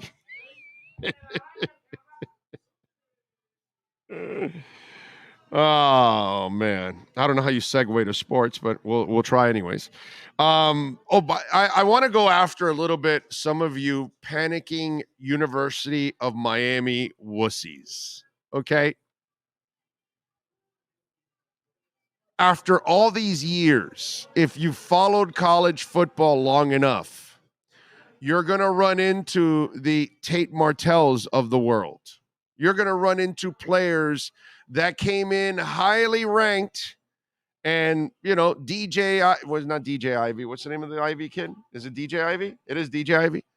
I mean, you're going to run into all kinds of players that come in with this, magic betting if you're old enough. From all kinds of decades we can go over. And I can name the guys left and right, Kyle Wright and no, is it Kyle Wright? Yep. All these kind of cats that came in highly touted and never lived up to whatever that you thought that they were going to be. What was it? Zev something, the big ass lineman. I forgot the guy's name, but it's Zev. No, not Zion. I'm talking about years back. It was Zev something. I forgot the guy's name, but this has been going on forever, right? So I'm watching on social media people freaking out about Komani McLean, who may leave, may what's that called? Decommit. And some of you are losing your crap like, oh, Mario can't lose this guy. Like, how do you know he's any good? How do you know he's going to turn into some kind of a star? How do you know he's not just Willie Williams, Zev Lumeski? Damn it, thank you, bro. Was it like It was Miami Beach? Oh, I was gonna say something in Broward. Miami Beach. Yeah. Zev Lumeski. They thought Freeman Brown was another one. Another offense. Oh, Freeman Brown's gonna be the greatest in this and that. I don't know how many more times some of you losers have to go through this experience. You haven't watched the kid play one down. You don't know if he's mentally tough enough to handle failure. You don't even know if he's good enough to play. Tate Martell fooled Ohio State and Miami, and he was a 4-star guy or 5. I think it was 4, because he was at that Bosco Prep or whatever that they won like 800 games in a row, and the guy couldn't throw 10 yards. I mean, it's littered. I can remember names all over of guys that came in so highly touted. I remember the Willie Williams one is always the king of them all. You know why? We argued amongst each other for 2 months whether to give him his 10th chance or not. Not his first, not his second, not 3, not 4, not 5, not 6, not 7, but like 10 chances. We argued for 2 months, and we wasted our time for months arguing about a kid that was never going to live up to anything. And he was the number 1 recruit in the country. He wasn't number one in the state. He wasn't the number one linebacker. He was the number one recruit in the country, and he sucked. And so when I see this stuff, oh, if Komani decommits, oh, this is a real loss for Mark. How do you know? The hell do you know? That's the problem with some of you idiots. You get all hot and bothered about a bunch of high schoolers coming out to college, and you get all sexually aroused because he's a 4 or 5 star. I mean, give me a break, dude. You want to get sexually aroused? Watch Halle Berry come out of the beach in a Tomorrow Everybody Dies or whatever the hell that Bond movie is. She comes out with that orange bikini. That's how you get sexually aroused. Not because Komani McLean is coming or leaving or whatever, dude. I don't care if he commits or decommits, because I don't give a shit about this kid until I actually see him on the field and that he can actually perform at a high level. Then I can say, now I'm excited about Komani, because now I know he can play.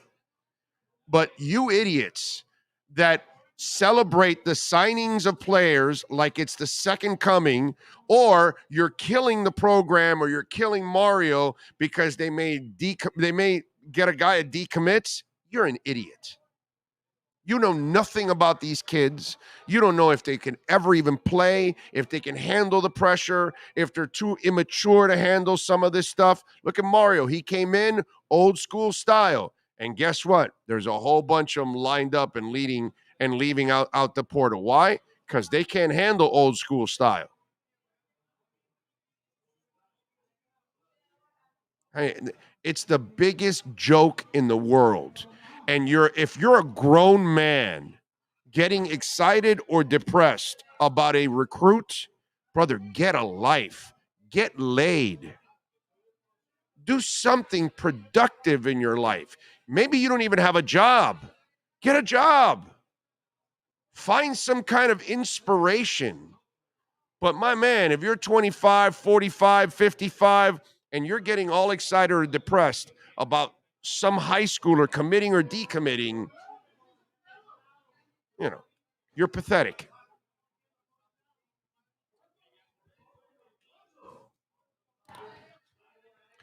(855-912-1056) if you want to get in on the Welt and Rayom text line. That's 855-912-1056 on the Welt and Rayom text line. You can also reach out to us on Twitter.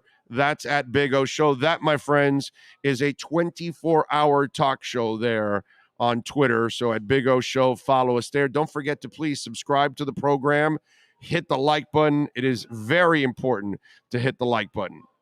Flying in for the Jet game. Can you recommend a party buds for game? Oh, party bus is what he means, not buds? Well, no, because, he could want buds. He could go to, what is it, True Leaf? What's those? Well, wait a minute. He's out of state. Do they allow you to do that in those places? Can you walk in there out of state and buy weed? Because we're not recreational. So it's medical, so you still got to see a doctor. Right. Well, you got to. Oh, well, I don't know if he's coming from somewhere else. He's flying in for the Jet game, so I don't know. But I don't know what kind of buds you're talking about. Are you talking about a bud or are you talking about a bus? I'm not exactly sure. But we got plenty of bud here, all over the place. What's the name of those places, man? True Leaf. What else? I know I've seen them all over the place. Fluent? Huh? Dispensaries, yeah. That's what I'm talking about. Buds, bro. I'm talking about. He wants to know about buds. Big O, people don't get that college in all the way different than high school. All I can say is just wow with people on this kid. Yeah, really. It's so ridiculous to be overreacting about a player out of high school. Just makes zero sense. to be quite honest with you. Big O, I was wondering why nobody has mentioned the tip pass by Fred Warner going over the middle, second drive against the Niners as a possible reason for the high throw by Tua. It's my brother. You're not bringing up anything. You're repeating things that other people have talked about. Fred Warner was not involved in all the plays, and Tua has had that happen many times. And you know what I love? Was Fred Warner part of all the throws that were off? No. But whatever, man. I just, and I'm not talking about it because it had nothing to do with Fred Warner. It had everything to do with Tua Tagovailoa. Every damn thing. If that game is played again, I will put all my money on the Dolphins winning that game the next time around, because Tua will not play like that again. So to me, that is just silly crap that people, and all you're doing is really repeating what others are saying.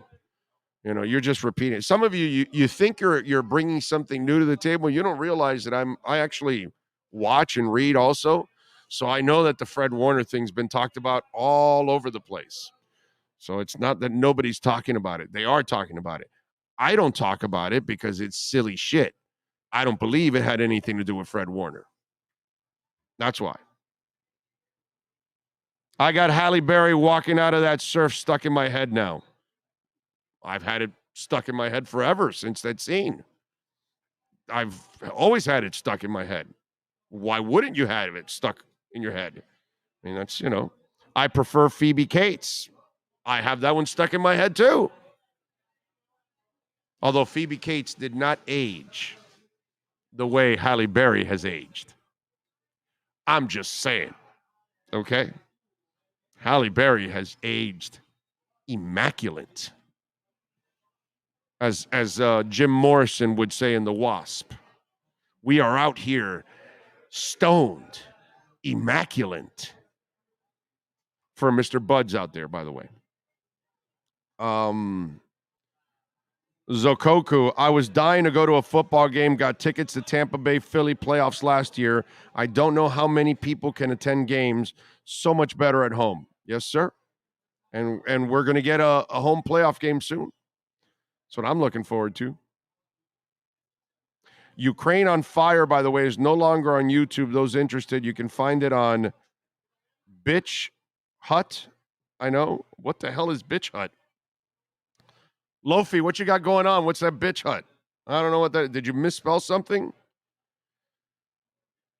People need to stop overreacting to a played bad. It happens. Exactly. That's it. Move on. Let's see. Sorry, you need to hear it to get Bud, but in Cali and New York, it's different. Big O, I took your advice. My wife and daughter want to go see Avatar tonight in a Buffalo game, and decided time with them more important. Damn right. Damn right. Go see Avatar 2 tonight. That's a much better thing to do. There's a good chance that the Heat will torture you. There's a good chance that the Panthers will depress you. And there's an absolute 100% chance that you will throw up watching the Thursday night game. So why do that? Go see Avatar 2. Much better. Much better. I'm going to sit there and punish myself and watch the Heat and the Panthers. But you are doing the smart thing. Oh, I bought an album by a duo that will surprise you. Lenny and the Squiggy Tones. Yes, Lenny and Squiggy made a rock album. Get out of here.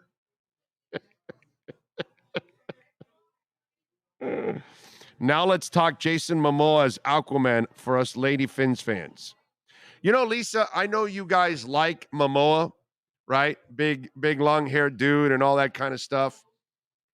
I found Aquaman to be weak as hell. I was bored with that movie. And they made an Aquaman 2, right? Did it come out finally? Like, I have no interest in watching it if it came out or if it is coming out or whatever. I was so unimpressed with Aquaman. I almost think at times that they're making superhero movies just to make them. And to me, it did nothing for me. And him and Lisa Bonet finally broke up again. They broke up, they got back together, and then they broke up again. Apparently, I think he was cheating. I'm not exactly sure. He gave her a Mustang, a flatback Mustang, like I want to say it was like a 68 or 69 Mustang, and he refurbished it and left it impeccable because apparently Lisa, when she was a child, I think it was her parents or father or something had that car, and she loved that car, and so he went and found it and refurbished it and and gave her as a present. I remember seeing that, and I know that they finally ended up breaking up. Scarlett Johansson in that Black Widow costume. Yeah. Scarlett Johansson is a smoke show, I gotta say. She's that, Scarlett Johansson's that woman that you don't find beautiful, but she's like all kinds of levels of sexy. You know what I'm saying? Like she's a decent looking woman, but on the sex appeal side, like through the roof. Through the freaking roof. And that's interesting how some women, they don't necessarily have to be knockout beautiful to be incredibly attractive. It's an interesting combination when you see people like that. I'm sure for women, you probably can come up with men that are like that too, that aren't necessarily the best looking guy, but you find them incredibly attractive for whatever reason. You know what I mean? You know what's interesting? Winning can be argued whether it's a QB stat or not, but losing is definitely a QB stat when it comes to QB1. He's responsible for the losses, but not for the wins. Exactly. That's how it is, and especially with Tua. Remember, everything that Tua does wrong, nobody else does at all. Mama holding a trident is all the ladies needed. Yeah, exactly. I don't know. Okay, look, there's a bunch of you on the chat board right now. Those of you that watched Aquaman, did you think it was a good movie? I'm just wondering. Maybe I'm in the minority. Did you watch Aquaman? No, you didn't. You don't watch a lot of movies? Oh, you don't watch a lot of superhero movies. Okay, I see. All right. You just watch wrestling. I'll watch them with the kids. I'll watch them with the kids if they watch them, but like I won't go out of my way. But I've never watched Aquaman. Okay. But the wife has, so. Okay. I wonder how many of you, maybe I'm in the minority and maybe a lot of you thought it was a terrific movie. I was so impressed. Gal Gadot over everyone. Holy crap. Yeah, she is. She is a smoke show. She is a smoke show. Yeah, but I'm taking Hallie every day of the week and twice on Sundays because how are you going to guarantee me that anybody's going to age the way Hallie has? See what I'm saying? You could be hot now, but you're going to be hot 20 years from now. See? You take Hallie young and you take Hallie now, and, I don't know. You might argue she might be better looking now. It's like J-Lo. Like J-Lo got hotter as she got older, which is crazy. She's so much hotter than she was as a fly girl. The only thing about the fly girl over her now is us Latins, and I'll take the brothers in with us on this trip. The thickness of the fly girl, because she was thicker then. And there's us Hispanics and the brothers. We'll stereotype, I'll say on average, because I can't say all of the Hispanics and all of the brothers, but most, we love our thickness. We love our curves. It's just one of those things. Malkowick says, movie sucked. Solid movie, not great. No horrible movie. It was meh. Aquaman sucked. Aquaman was just okay. I have trouble with so much CGI. More of a Doctor Strange fan. By the way, I did enjoy Doctor Strange. Big O, it's because she doesn't give it up. Who are we talking about? You talking about Hallie or something? I don't know what you're talking about. Big O, can you explain what's up with Raekwon Davis, or am I missing something? I thought he was going to be better than Wilkins. Yeah.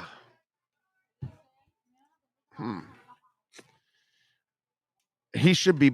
Look, I don't know about better than Wilkins. I'm not going to, whatever. But I'll tell you this. Here's where I'm going to give you the back you up in your statement. Okay? It's not that he's not better than Wilkins. It's that he has not lived up to his draft grade yet. He has yet to play on a consistent level. He flashes with some plays. He doesn't show enough consistency. Okay? And that's been the problem with Raekwon Davis. Too many injuries. Too much time missed already as it is in a short amount of time. And not enough consistent good play. And to me, that's and you know, it's the interesting part is that next year is his last year, his contract year.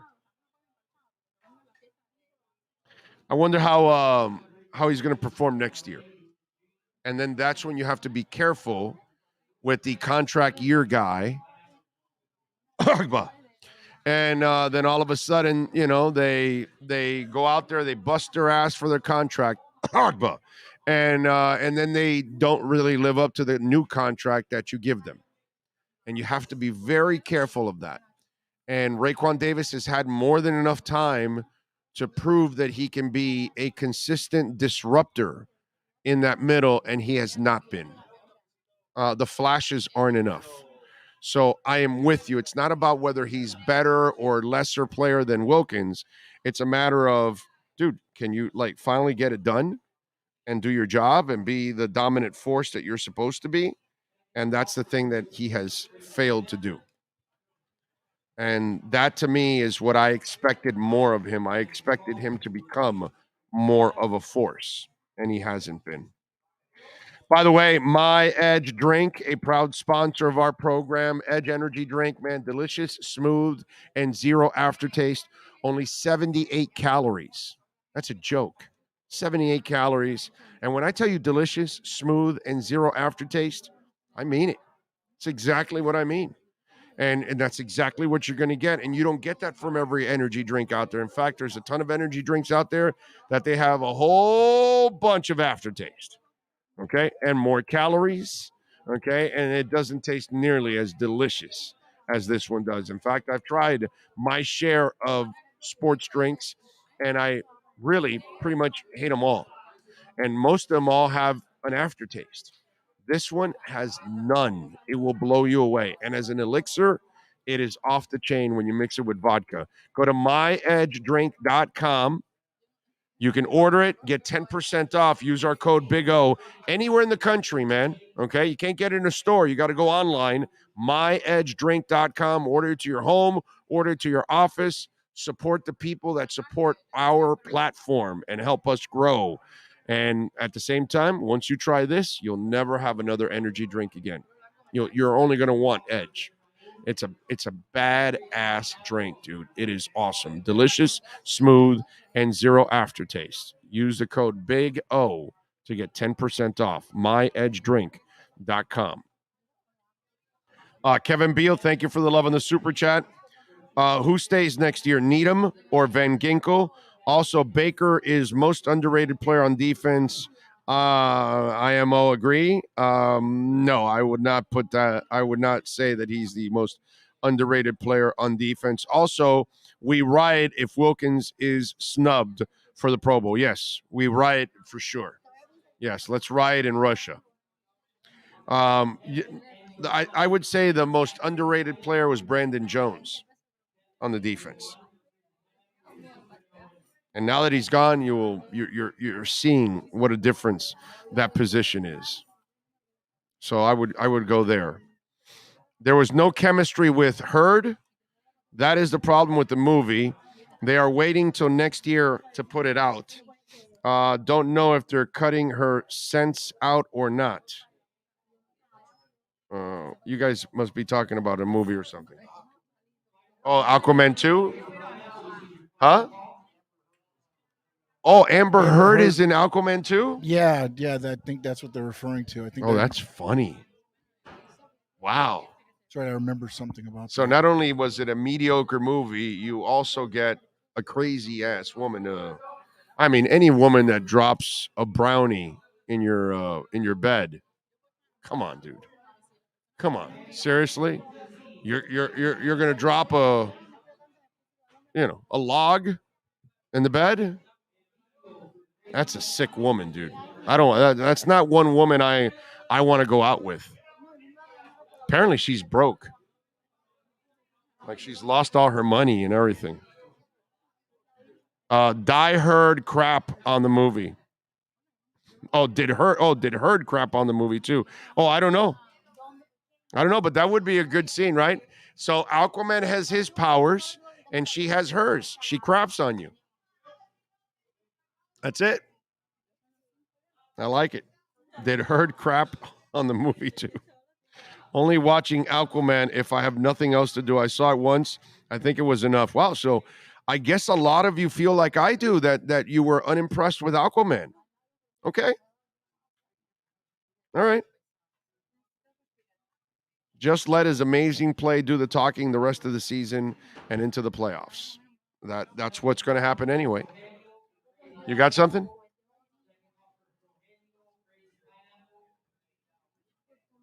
All right. Well, folks, when sports and business collide, we like doing something here on this program, and it is called the KSDT CPA Sports Business Report.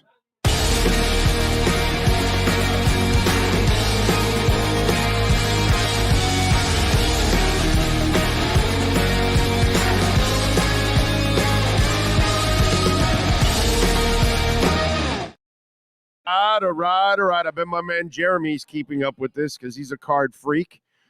Arena Club, a card trading platform co-founded by Hall of Famer Derek Jeter, recently raised $10 million in a Series A funding as it looks to put the trading back into trading cards.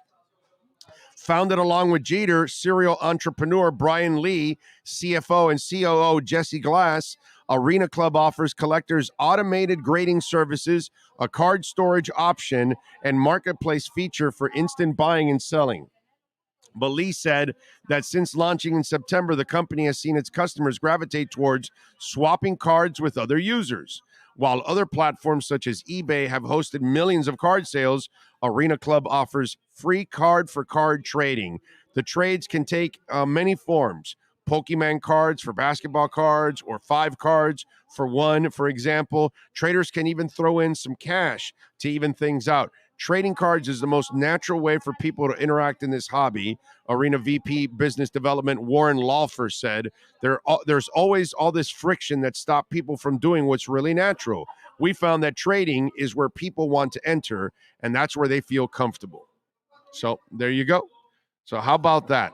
The goal of creating a digital card show environment, Arena Club hopes to attract a wide spectrum of card shoppers, from young collectors to older investors. Lee said the platform has close to 20,000 cards in the system with a marketplace value of roughly $8 million.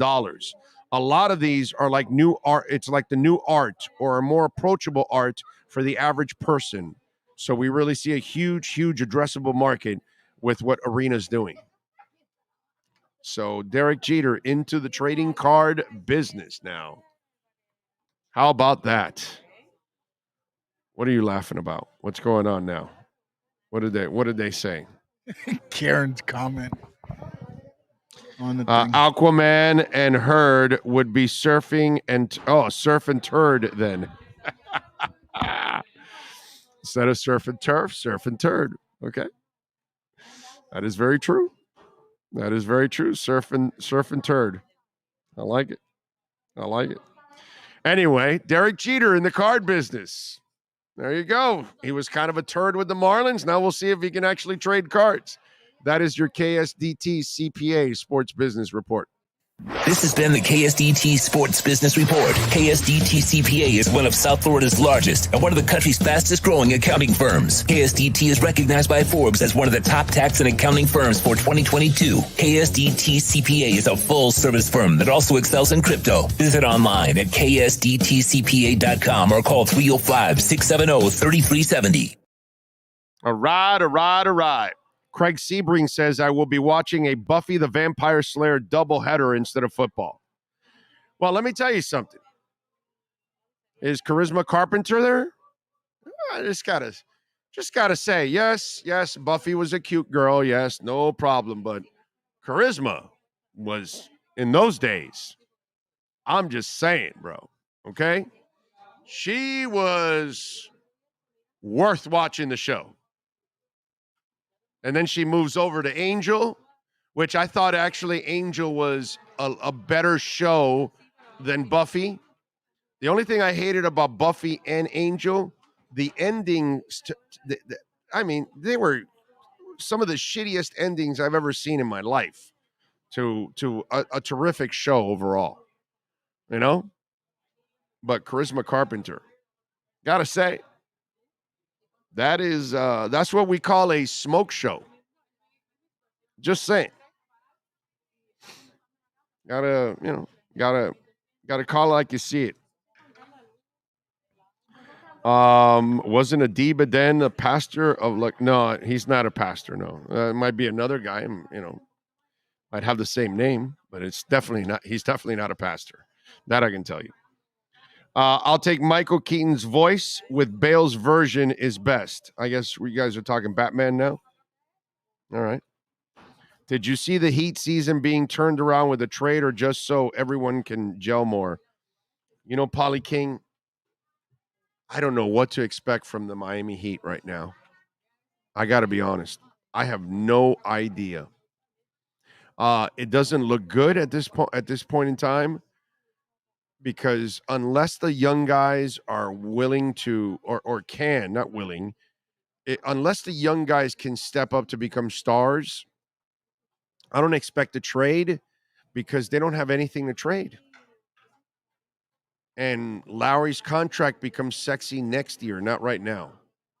Next year that it's an expiring deal, you might be able to get something good for him because you might have a disgruntled star somewhere else, and that opens it up, and they're tied to that disgruntled star for 2-3 more seasons. You give them Lowry's expiring deal, they give you the disgruntled star, i.e. whatever, Alonzo Mourning, Anthony Mason, Tim Hardaway, Shaquille O'Neal, Jimmy Butler, whatever. There's always a disgruntled star that's kind of tired of where he's at or what, and then wants to give it a chance over here and resurrect. So maybe that will happen.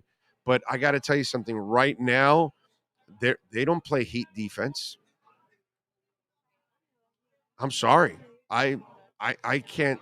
There's too many players on this team that do not play a high level of defense. And that's a problem.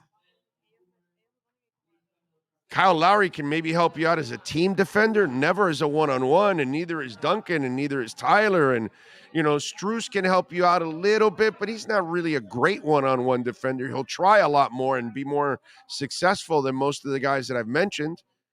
But there's a whole bunch of them, man, that they're just not going to be stoppers. And that's a problem. Even Bam. Bam can rebound and stuff, but he doesn't rebound like a real big man would rebound every night, 9, 10, 12 rebounds every night. He doesn't do that. He comes up with 5 and 6 rebounds sometimes, and he doesn't get blocked shots. This is not a defensive club. That's a huge problem with this team, an enormous problem with this team. And to me, I don't know how I can expect anything special from the Miami Heat. I expect them to find a way to make the playoffs, but I don't think right now that this is a team that's going to be going far in the playoffs. At least not right now. Unless these young guys change their ways, I don't know how that happens, to be quite frank. So, I don't know. Big O, did they pay you for your trip to the Chargers game? I'm going to the game. No. That guy, that guy just kind of made an offer, but really never backed it up. If not, we would be there for the Chargers game. You know what I mean? And if a sponsor wants to step up and send us to Buffalo, we'll go to Buffalo. You know, I think about $2,000 covers most of those trips. Flight, car. Buffalo in December? And 2,000? We need some wear there. Some what? You're gonna need some wear there. You're cold in here. Oh, yeah. You go to Buffalo and it's... Yeah, no, but I have a jacket. I mean, I don't want them to... They don't have to buy me a jacket. I got a jacket. Man, I'm good. I got winter coat. No, I know you're good, polar bear. As long as there's no wind blowing and stuff. But you ever saw polar bear? That they had a polar bear? It's really Sean. Yep. Just want you to know that. It's not really a polar bear. That's really Sean. Because he's the human polar bear. By the way, Marcel just tells us from 4 to 4:45, and he never showed up at 4:45. He do a shoot or something, and then I'm trying to find out if he's still shooting, but haven't heard back. Right, yeah. You know what? You can tell Poopart to chime in whenever he wants now. Okay, I want to read this to you real quick. Yes. The Panthers, David Dwork. This was about an hour. I guess Paul Maurice is going to talk at 5 o'clock. So the Panthers have recalled goalie Alex Lyon from AHL Charlotte and sent Alexei Hipponimi back down. Paul Maurice will speak in soon. Now, it was an hour when he sent this to explanation as to why a third goalie will be needed. Bob or somebody must have a little bit of a nick, I would imagine. Or do you think they're not happy with the goal play? Again, it's a new team, and these guys were already there. I mean, it's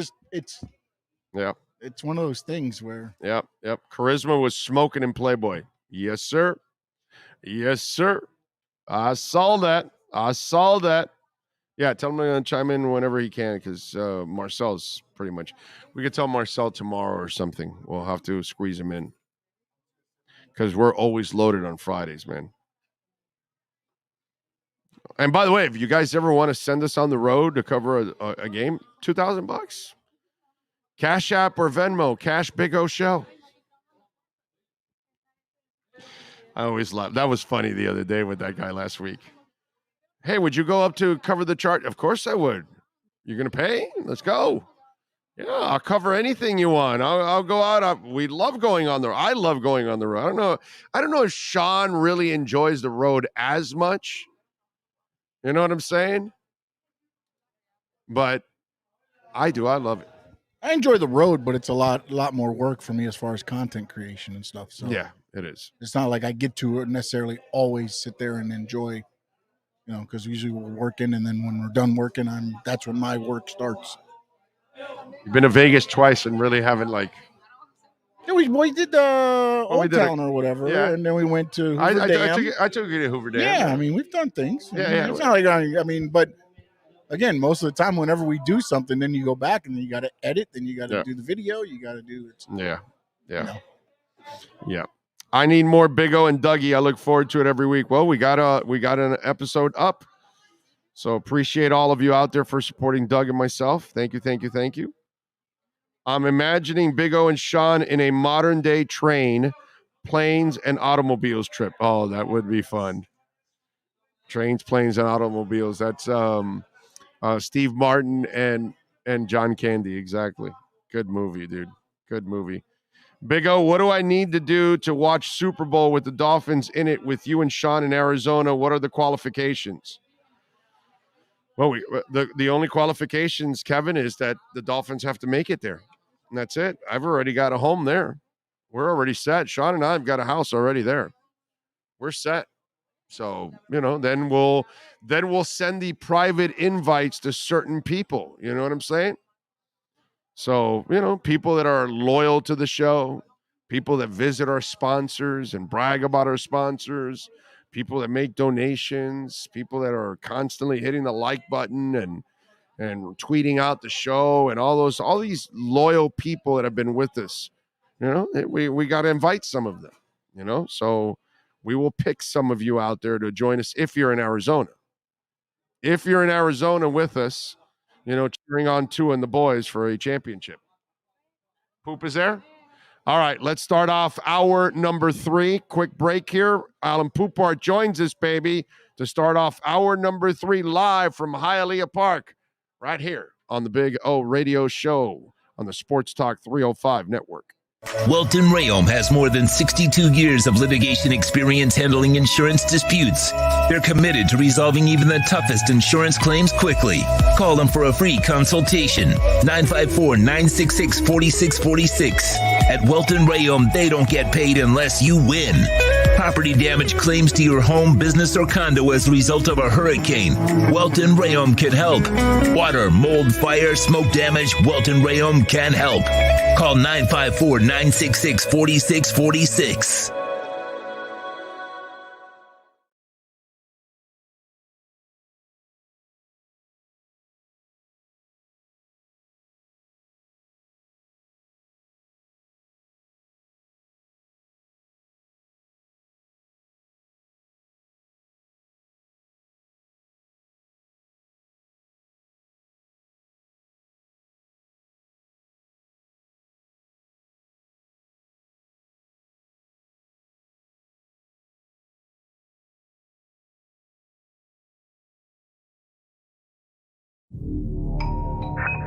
I think I know what this is. Houston, we have a package. Hello? No matter where you are, the Sloman Shield home security system guards your home. With next-gen perimeter protection, 24/7 monitoring, and interior motion sensing. And right now, get a free Sloman Shield security system and doorbell camera, all professionally installed, for free. Shield your world, the Sloman Shield. Welcome to Red Light Therapy, a revolutionary technology perfected by NASA to aid in muscle strengthening and recovery. Red and infrared light has the capacity to penetrate deep into the cell's mitochondria, potentially leading to increased energy, faster recovery, and the optimal performance your body demands. Train, fight, recover. For over 16 years, EJDconstruction.com has provided South Florida residents quality craftsmanship, accurate project management, and exceptional service. That's why EJDconstruction.com is an A-rated member of Angie's List and the Better Business Bureau. When you're looking for the right custom home builder for additions or home remodeling, please call my friend Eric at 305-433-4843. That's 305-433-4843 for EJDconstruction.com. The viewpoints, statements, or beliefs expressed on the following program by the host, guests, or callers are not necessarily the opinions of FantasyXS.com, Media Group Inc., ownership, management, sponsors, or website. Dolphins fans, time to get insight on your favorite team with your favorite reporter with an Expos hat. Sports Illustrated's Alan Poopart in our EJDconstruction.com Miami Dolphins report, exclusively on a Big O Radio Show.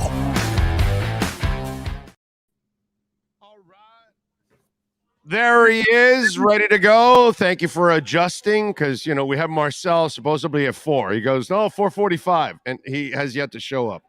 So it's all this Cuban time stuff, and then then it's affecting you, and it's like, okay, well, wait a minute, it didn't have to affect you. So here we are. So thank you for hanging in there and adjusting, my brother. How you feeling? Feeling good? We'll always make it work.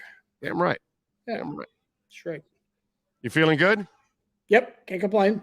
I can't either. I had a listener come by, Tommy in Hialeah, brought me some mounds. So there you go. I am the loser that likes mounds. Yes, I am the loser. Tried Coffee Crisp yet? No, I have not. Where can I buy it, by the way? Publix. Go to the international section. Coffee Crisp. I'm going today. Okay. Coffee Crisp. Why? Because I'm going to go get a sub at Publix. Now, I was wondering what the hell to eat, and now you just told me. Now I'm going to go to Publix, get a sub, and I'll get the Coffee Crisp. It's called Coffee Crisp, right? That's it. Nothing else. Nope. Coffee Crisp. Okay. All right. I'm gonna get it. I'm gonna tweet it out and everything. All right. Just so it's poof that I did it, man. It's poof. All right. Looks like good news, right? Armstead practicing a little today, so we kind of get the feeling that he's gonna play this week, right? Do we? I kind of get the feeling we won't know until Sunday at 6:30 6:30 p.m., to be honest with you. Well, no, you're talking logic now. I'm going with your gut now. I'm going with your gut. My gut, which is a big one, it says he plays this week. And I would make it 51-49. He doesn't play. Wow. Really? But again, I'm like leaving myself a lot of leeway here. It's a tricky injury. And again, the last thing you want to do is get the guy in there, and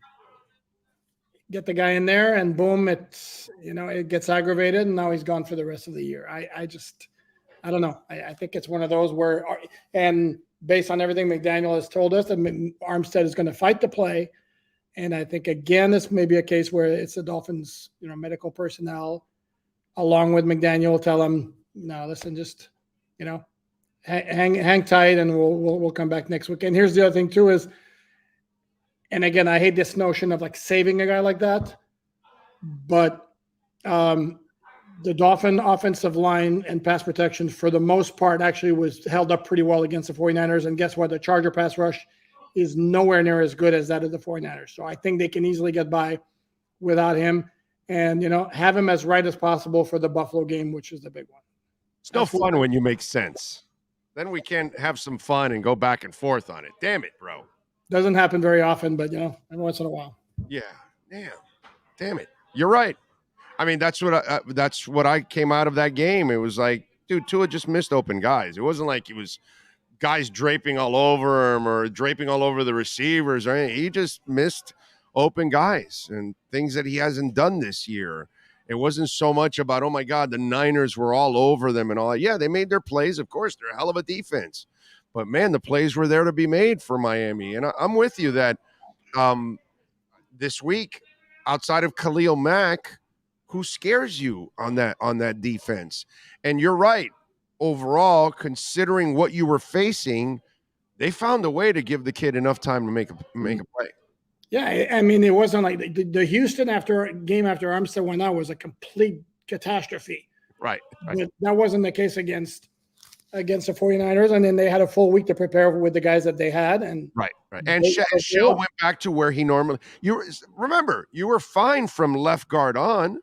It was really all about the tackle. That was the only change, because once you put Shell back, poor Shell, you put him at left tackle that week against Houston. That kid wasn't ready for that because he has to change all his habits. But now this week you put him back at right tackle, and he did a serviceable job for you, overall. And by the way, Bosa lines up on that side at times. Okay, so give the guy credit. He did all right. Remember when Bosa got freed? When Bosa got freed, it was the one up the middle that it was beautifully schemed. He came untouched. Yeah. The other one was two running backs, which was, I don't know who the hell designed that blocking scheme, but Frank Smith must have been pretty like kicking himself in the ass for that one. Mm-hmm. And then the one at the end when the game was already over, so to say that, oh my God, he was wreaking all kinds of havoc, it's actually not true. No, and I completely agree with you. I do want to make the point though, because you mentioned was it Khalil Mack being the only charged defensive player to worry about in the front seven? I'm talking about pass rush. That's all I'm talking about for Tua, is what I'm saying. That's all. Yeah. No, I know in the secondary they got some guys.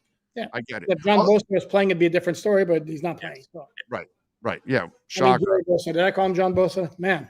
That's whatever, bro. I get it. It's all good, bro. It's all good. I'm still saying Washington Redskins. I'm still saying San Diego Chargers. I it's just hard. It took me a while, and it wasn't as long for the Tampa Bay Devil Rays. Mm-hmm. Like I had to get the devil out. Now that happened a little faster, but that wasn't around as long. These things have been around since we were kids, dude. It's like, it's hard, bro. I'm programmed. You know what I mean?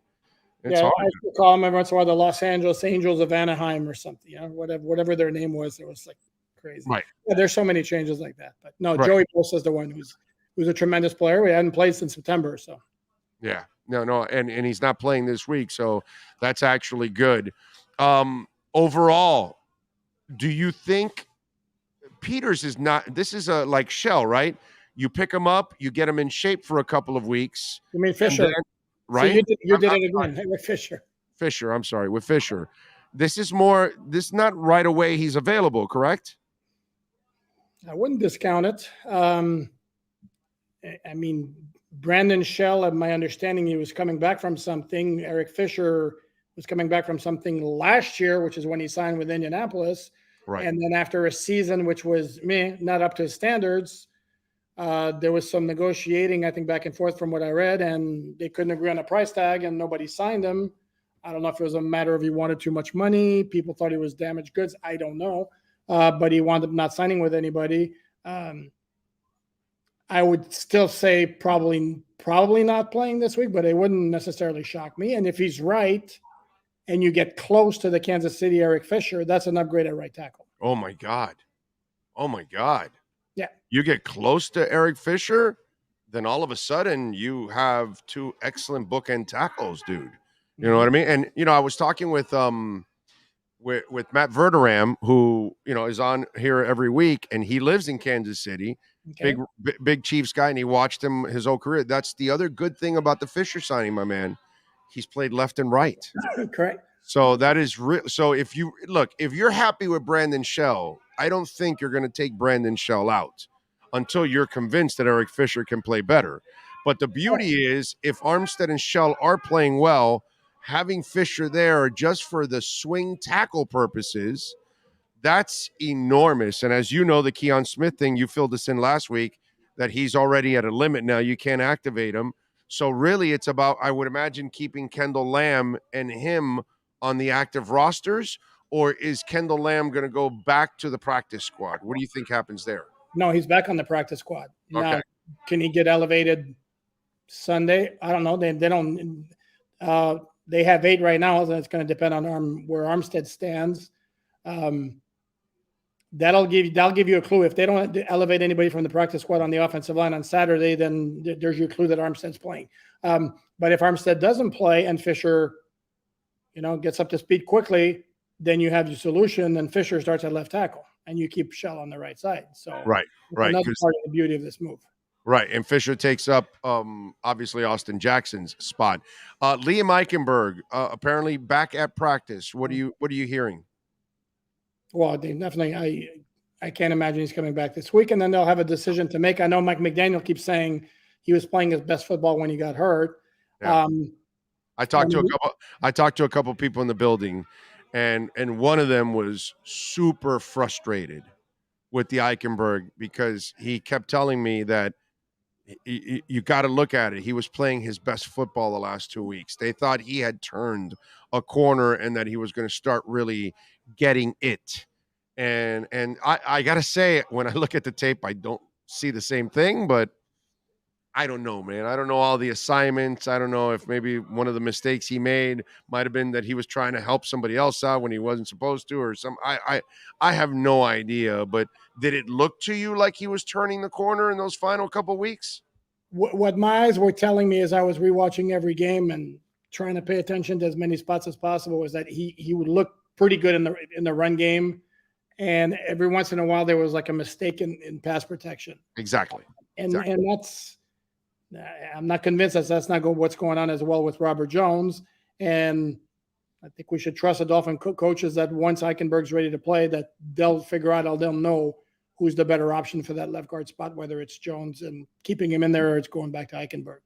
But if you remember, they were pretty adamant in the way they were talking about Austin Jackson as he was getting ready for his return. And immediately when he was ready, or pretty close to immediately when he was ready, he regained his starting job. So I kind of would be leaning toward believing that when Eichenberg's ready to go, he'll be back in the starting lineup. Yeah, but I was seeing the improvement in Austin Jackson. That was the thing. When you were watching training camp in the preseason, you were like, hey, man, he's actually improved some, And I felt good for him personally because you remember him at the podium. He was very confident in what he was doing. Yep. And that's so important with the guy. You've been at this as longer than I have. And you've seen the guys that when they don't have the confidence, and you can tell, and he was really comfortable with himself and really confident about what he was doing. And I was seeing it. So I have to, give him some love that he was actually improving. Now, did it translate to the regular season for long term? No, because we never got to see it. And, good games. the high ankle injury has just taken him completely out of whack. So who knows? Yeah. And by the way, is he's done, or is there a window for him in the postseason? Technically, he can. You are allowed.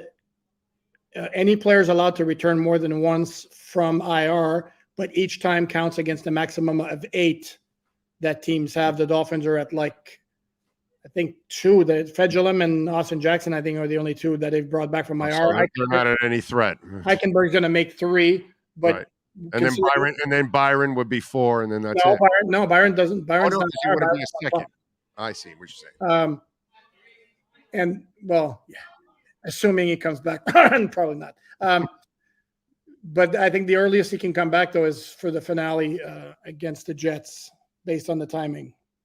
What'd you think of Sam Madison's comments when asked about Byron Jones? He said, "Direct all Byron Jones questions to Mike McDaniel." So, what did you read into that? Yeah, that it's let's just say, as the relationship status would say, it's complicated because Sam's not one who's kind of necessarily usually shy about expressing his opinion. So I'm gonna guess he was like, don't go there. Yeah. Or he doesn't want to deal with the injury stuff because HIPAA and everything involved. He's just better off like, no, man, that's the head coach. Let him talk injuries and all that kind of that also could be the very general thing to do. You don't really want to talk. Have you guys asked him about other injured players, and did he address it throughout the year? Now that I'm thinking about it, Sam, I'm not sure, but the question, as I saw it, was basically, has he been attending meetings? That's not revealing any injury information. I mean, well, that's a pretty what's the word I'm looking for? Pretty tame question. And for him to go to all questions about Byron Jones should go to Coach McDaniel. That tells you they're like Gary. On this platform, we have told everybody he's not there every day. He's not there all the time. That I can tell you. I know that. I know for a fact he's not there all the time. Put it this way. You've been in the locker room. Yeah, I haven't spotted him. There you go. That's all you need to know, dude. At one point or another, you would have spotted him for 5 seconds walking away in the locker room, away from you guys, or quickly coming in to grab something and leaving. He's not there all the time. Yep. Okay? He's out, filming Porsche shows. So, it's just one of the. It's been a very frustrating thing for everybody in that building. Okay, Yep. It's been a really frustrating thing in that building, dealing with that situation. Unfortunately, no, without question. Yeah. And who knows what their defense looks like if he plays the whole year? Yeah, man. Shit, man. You can work more in the front, do a little more. And plus, I think Cater at slot with him on the outside. Oh my God, I really like that combination. You're not going to replace Brandon Jones, unfortunately, but I think Cater could do what Nick Needham was doing with no problem. And the Brandon Jones thing, what are you going to do? He's just a multifaceted kid. It's hard to replace that. It really is. By the way, I want to have some fun with you on this because I think you're one of the guys that doesn't put it in that category, and I always find it a very interesting conversation. Dave Hyde had an article this week and talking about asked 5 guys, they all would take Herbert and this and that, and then he was throwing in comparisons, but he kind of left out the records, like Tua's 21-10 and Herbert's 21-23. And he doesn't consider winning part of a quarterback stat. And so what I would ask you is, so for 20 years, we look at Jason Taylor and Zach Thomas and say, well, they could have been more if they had a quarterback. Okay, so then we look at, the Jay Ajayi year. Well, you might have been more if you had a quarterback. And so we complain that you don't have a quarterback that can help you get wins and get you into a playoff and make the difference for a lot of the teams that the Dolphins have had over the years. So we conveniently use it that the quarterback could be the difference in winning. But then some people, and I think you're one of them also, that doesn't like associating winning with a quarterback. Yet, more often than not, sure, 2006 Peyton Manning, 2001, Trent Dilfer or whatever, there are the outliers. Hell, the kid this year for the Jets, Zach Wilson. He was like 5-0, and he really wasn't doing anything to help him win. So I get it that there are outliers to the general question, but why wouldn't you associate winning with a quarterback when there's obviously a difference when you put one guy in compared to another guy and the results? A couple of years back, we saw the Dolphins with 2 games left, the Bills and the Jets. All they had to do was win one of those games. Jesus, 2014 you're going back to? Yeah, and Tannehill couldn't show up in those games, and you ended up losing. If you had a quarterback, that's what I'm saying. To use the argument that it's not about winning, but then in the moments that you need one, you say, well, if we had one, we would have gotten it done. Well, then it is about winning with a quarterback. So explain to me why it's not justifiable. Because again, we're in 2022, so everything has to be black and white. It's got to be either one end or it's got to be the other end. Where I stand is 1-loss record for the quarterbacks absolutely should be included in the totality of everything you look at. It's not the end all be all. No. People are making it out to be. Of course. No. And invariably, Big O, invariably a lot of times is the second a negative point is brought up about a certain quarterback, and I won't even mention names, whoever it might be, immediately the reflex reaction is to go, yeah, but we'll look at his record. Well, yeah, but I mean, it's all part of it. And again, you mentioned Zach. Deshaun Watson won last Sunday, and he could not have been more atrocious if he tried. And on his record, he was 1-0. So it was a defense and a special teams touchdown that helped out in that game. Yeah, I know what you're saying. Yeah. Look at because here's the thing is, it's like I was telling you with Zach or Peyton Manning in 2016 with the Broncos. But here's the thing, though, Big O. Here's the thing. Here's the thing where it's the one loss is such a black and white record with no nuance. I'll give you an example. Okay, week 2 Baltimore this week. Okay, Tua's first NFL start against the Rams, where they get a punt return for a touchdown, a fumble return for a touchdown, and another fumble to the 1-yard line, and Tua passes for 93 yards. Are you going to tell me those two performances came remotely? But they're both wins. They're both the same. Right. This is where my point is. The problem is if you attach too much importance with 1-loss record, it eliminates all nuance. Yes, I don't want a quarterback who's a stat accumulator and is 3-27. No, I don't want that. Right. But this is where there's got to be some gray area, and those who go back to 1-loss record. Yeah, but 1-loss record. This completely lacks nuance. Right. No, I'm with you there, because now again, there are certain games in the year where a quarterback gets assisted and he wasn't that great and your team still wins, and that's fine. But I think your overall record, if you're constantly winning, I think there's a reason why you're constantly winning. You're part of it, but there are outliers. See, I thought you were like completely out against that stat. Like it has nothing to do with it. And that's kind of what Dave is. Dave's like, no, winning is not a quarterback stat. And I disagree with that. I'm with you. See, you and I agree on this. Winning is a quarterback stat. It's not the end all be all, because again, like I told you, what you're gonna give the 2016 championship to the Broncos to Peyton Manning? No, dude, he was a passenger the entire season for that year. You know what I mean? He rarely made a difference in any game, much less the Super Bowl, overall. So I get it that there are those moments where the guy is just part of a great franchise, a great team that year. But I'll give you another one if I may. Yeah, of course. Because, and again, it applies this year to those who go, well, look at the Dolphins record with Tua and without Tua, completely leaving out the fact that in the 3 games where Tua was injured, since the Jets and Minnesota, the defense has 0 takeaways. Right. Armstead missed 3/4 of the games against the Jets and didn't play at all against Minnesota. And then against both Minnesota and the Jets, they had double-digit penalties. Well, those are factors that affect the outcome as well. And also, Jalen Waddle fumbles at the 30-yard line when the Dolphins are about to take the lead against Minnesota. He had 2 big mistakes in that. All right. Well, and that goes on Teddy Bridgewater's 1-loss record, because we're not talking about Jalen Waddle being 0-1 for that game. No, Waddle lost that game.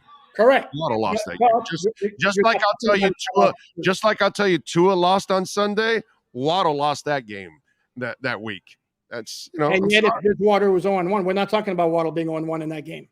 Right. That's where I have an issue with that whole conversation and the very the very passionate Dolphin fans who have a hard time seeing beyond. Right. It's like when you watch Marino for all those years, no running game, no defense, you could tell that, brother, the reason why you're also winning is because you got Marino. You know what I mean? And that's where I would I'd give him because it's not just one season, it's just watching him year after year after year after year. And I'm like, okay, you're not helping him much, but he's winning, more often than not. So I got to give him. But yet, and you look at his career winning percentage as a starter for the Dolphins was 612. Sorry, 613, and Jay Fiedler was 610. Yeah, yeah. Now it was a different game in his day. Hell, his touchdown to interception ratio, dude. Nowadays, that would be terrible. Correct. Terrible. Okay. Go look at John Elway. Go look at all those guys. It was a different game. Completely. The rules were different. Everything was different. So the standard was different in those days. But yeah, in today's world, it's you got to be a hell of a lot more efficient than that. By the way, Mike Williams was just upgraded from a limited to full participant in practice. So it looks like we will be facing Mike Williams and Keenan Allen this week against the golden-haired one. Yeah, except again, if they don't, to me, the big difference in this game between the two teams and where the Dolphins have such a clear advantage is their pass rush logically should be in Justin Herbert's face the entire game. Right. Whereas the other way around, I don't think it's a massive concern. No, I'm with you there. All right. What are you working on? AllDolphins.com so folks can check you out, my friend. Okay, I'm waiting word on the official injury report to find out what's going on with Tyreek Hill, who apparently was not at practice today. I did something on Jalen Phillips going back home. He's actually practicing in his old college campus at UCLA, and why also this is shaping up as potentially a good week because the dude's actually been playing really well lately. Yeah. I did something counting down the top 10 wins on Sunday night because they're playing on Sunday night this week. And then earlier today, I do so many things. I forgot what I did earlier this morning. Go on Dolphins.com and you'll see it. I forgot. I did something else this morning. I totally forgot. I know you did. I retweeted it now. I remember. Yeah, I know exactly what you're talking about. By the way, have you ever been to the UCLA campus? Sorry, Pro Bowl prognosis. Yes, that's it.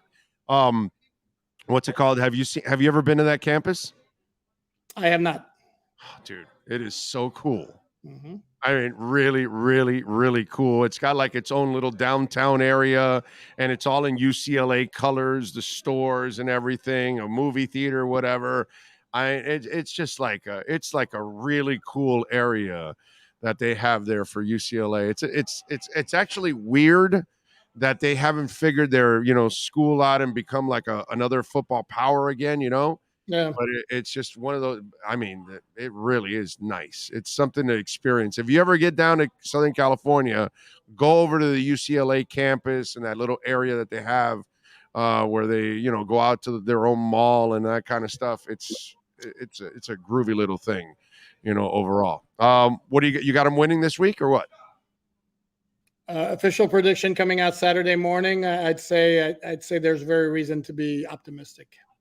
All right. I took Derek Carr 250.5 passing yards tonight. I took Tua over 285.5 passing yards. And I took Tyreek Hill 97.5 over passing yards. How do you like that? I'd say your shakiest one off the top of my head might be the one tonight. Okay. Yeah. But I think I'd be inclined to like all three of them. Yeah, because I think the Rams are really kind of mailing it in at this point. Their season's done, So I think, I think he'll light them up for a 270, 300, 320 easy. So we'll see. And they're on national TV for the next 3 weeks. Who, the Raiders? The Rams. Oh, the Rams. Wow. Oh. With a fourth on New Year's night on Sunday night, but that's going to get flexed out. So. Yeah, flex those losers out already at this point. God, I mean, I'm not even looking forward to this game. I just want to check the stats later and make sure I won. That's about it. All right, follow him on Twitter at Poopart NFL. And remember the rule, if you're a Dolphins fan anywhere in the world, you're really not a Dolphins fan until you bookmark alldolphins.com. That is the key, ladies and gentlemen. Poopart, thank you, my brother. We will catch up on Monday. Yep. Have a great weekend. Thank you, my brother. Be good. There you go. Alan Poopart getting it done for Sports Illustrated, baby. That is our EJDconstruction.com Miami Dolphins report. You've been listening to the EJDconstruction.com Miami Dolphins report with Sports Illustrated's Alan Poopart. For additions, home remodeling, and custom work, call Eric at 305-433-4843. EJDconstruction.com is your custom home builder and general contractor you can trust. 305-433-4843. All right. By the way, Daniel Popper is going to be joining us. He is a senior writer for The Athletic. He covers the Chargers on an everyday basis, and he's going to join us here at the bottom of the hour. So any minute now, he's going to join us. What you got, Sean? I think an interesting quote today. Geno Smith was talking with the press, and he was asked whether he got frustrated during his 7 years as a backup. He says, no. My tough times would be a dream to someone else. Wow, that's great. That's great the mentality of like. That's great perspective. And you look at the way he's changed this year. That's awesome. And it's amazing when you talk about the mentality. Yeah. You know, you talked about it a lot. You know, you beat somebody down over and over. And then you get beaten down. Yeah. Right. But he didn't allow that. And you can choose to get beaten down, or you can choose to fight back. Yeah. I just thought it was a great quote when I just read it. I was like, I got to get this out there. That's it. I like it. Good for you, Geno, man. All of us gave up on you. I did. I never thought you would ever come close to playing like this, ever. I didn't think you would play like this coming out of West Virginia, and I never thought you would play like this throughout your entire career. The fact that you stayed mentally tough enough to hang in there. And let me tell you something again to tell you, not only was I wrong about Geno Smith, but I was also wrong that the Seattle Seahawks were tanking this year. Now, I think they were tanking. The problem was Geno wasn't tanking. And all of a sudden, the light went on. You know, Geno Smith is this era's Rich Gannon. Yeah. Rich Gannon floated around for many years until he found his way with the Raiders. But with the Vikings and the Kansas City Chiefs, he was just a guy, just a backup, just a fill-in. And then all of a sudden, he found his way with the Raiders. And that has not happened in a long time. And here comes Geno Smith. 6, 7, 8 years, whatever he was, floating around different teams. Everybody gave up on him. They looked at him as a backup. And look at him now, dude. Look at him now. No, I was going to ask, was Gannon looked at as a backup, but you answered it as it was going. Yeah, just a jag. I don't remember that far back. Just a jag. When he would come in, you'd look at him and, oh, yeah, whatever, Rich Gannon's in. It's, You knew he was pretty athletic because he can run around, and he had a gun. I mean, we had a nickname for him, Rich Cannon Gannon. We'd call him Rich Cannon Gannon. And he had a good arm. But he was inaccurate at times. He was inconsistent. He was just a good athlete back there. And so you kind of, all right, he just never settled down in Minnesota or Kansas City. And then somehow or another, that the Raiders and John Gruden had the perfect system for him, and he became an MVP caliber player. And Geno Smith, to his credit, man, he has played just outstanding football, man. Got to give him a lot of love. Do you know who the Seahawks offensive coordinator is? It is.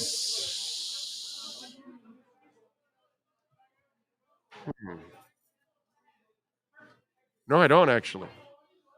No, I don't. I know he's made some changes on the staff. I'm not exactly sure who it is. Who is it? Shane Waldron or Walden? Waldron. Is he the former FSU quarterback? No, I think it was I think they had a guy named Walden, maybe. I don't know. Anyway, all right. Daniel Popper is ready to go. All right, let's talk a little Chargers football. We had some developments in Chargers camp as Mike Williams was upgraded from limited practice to full participant. So it looks like the Miami Dolphins will be facing Keenan and Mike Williams, their exceptional pair. I know Mike has had a slew of injuries throughout his career. He's always battled injuries, even coming out of Clemson. Daniel, how you doing, baby? We haven't talked in a while, my friend. What's up? I know, it's been years. I'm doing fantastic. How are you? Excellent, man. We kind of went on our own, which is something you can do nowadays. And it's gone really well for us, my brother. We got like 14 insiders that are exclusive to us on the platform, exclusive in South Florida. They can't be on local stations and all that good stuff. So pumping over 20 million downloads this year. So, man, we're doing all right. We're kicking it. Yeah. It's nice to kind of go on your own and all that. I haven't done any Sirius in a while. That's where I used to bring you on all the time on Sirius. Right. We used to talk all the time. And you were back on the East Coast in those days. Yeah, Jacksonville. I was in Florida. Yeah, you were in Jacksonville. Yeah. And so, now you've been out there on the left coast for a while. So how have you adjusted to the left coast, my friend? It's not hard to adjust out here. Buy a surfboard and spend a lot of time outside. That's pretty much the way you adjust. So, are you a surfer for real? Are you a surfer? I don't know if I'd call myself a surfer. I have a foam board and I get out as much as I can. Okay. I like it. It's fun. It's a good way to get outside, get off the phone, that sort of thing. I'm not like a hardcore person though. That's up at 5 a.m, getting out there every single Saturday. I wish I was, but I don't have the itch quite that bad. You actually have a real job, so you really can't afford to. You cover a business that's year round anyways, as it is. You know what I'm saying? It's just tough enough to cover the NFL, brother. It's every day. Exactly. So I guess the news is good for Mike Williams practicing today. Yeah, so he was a full participant in practice today. We were out there earlier today watching, individual drills. He was running full routes, moving well. So I would fully expect him to play unless there's some sort of setback between now and Sunday. But it's certainly looking good. What's your assessment of the Chargers team this year at 6-6? Yeah, they've been incredibly injured. And I feel like, when you're assessing the season, you kind of have to start there. I mean, you can go through all these injuries, especially offensively. Keenan missed a ton of time. Mike's missed a ton of time. They're out Rashawn Slater. They're starting left tackle. They're starting center, all-pro center. Corey Lindsley's been in and out. They've been down. Their number 2 tight end, Justin Herbert, was battling through his own injury to his ribs that he's sort of gotten past in recent weeks since the bye week. They lost their top corner, J.C. Jackson. They lost Joey Bosa in week 3. So it's just been battling to stay in these games and to stay in this season amid all of these injuries. And they're still in the mix. So you have to give the coaching staff some credit there. I don't think they've been anywhere close to the type of team everyone expected, but you have to, factor in these injuries when you're discussing where the Chargers at and how they're playing. Daniel, the coaching staff gets its share of criticism all over the place. You just gave them some credit for hanging in there. Tell us about this coaching staff, because I don't think that the head coach is getting a good rap around the league. So your thoughts on the head coach and the staff? Yeah, I think a lot of the criticism last year came from his 4th down decision making and some of his aggressive decisions in those situations. And I've written about it ad nauseum. I've talked about it ad nauseum. You pretty much fall on one side or the other about this. I talked to my father about it, who grew up watching the 80s Giants, and we have very differing views on how to approach decision-making and analytics and all of these things. So it comes with the territory. When you're going to make decisions that way, you're going to get some backlash. I think where some of the criticism is actually warranted is that these defenses have not played well, and they hired Brandon Staley because of his defensive acumen, and they've been pretty poor on defense the last 2 seasons.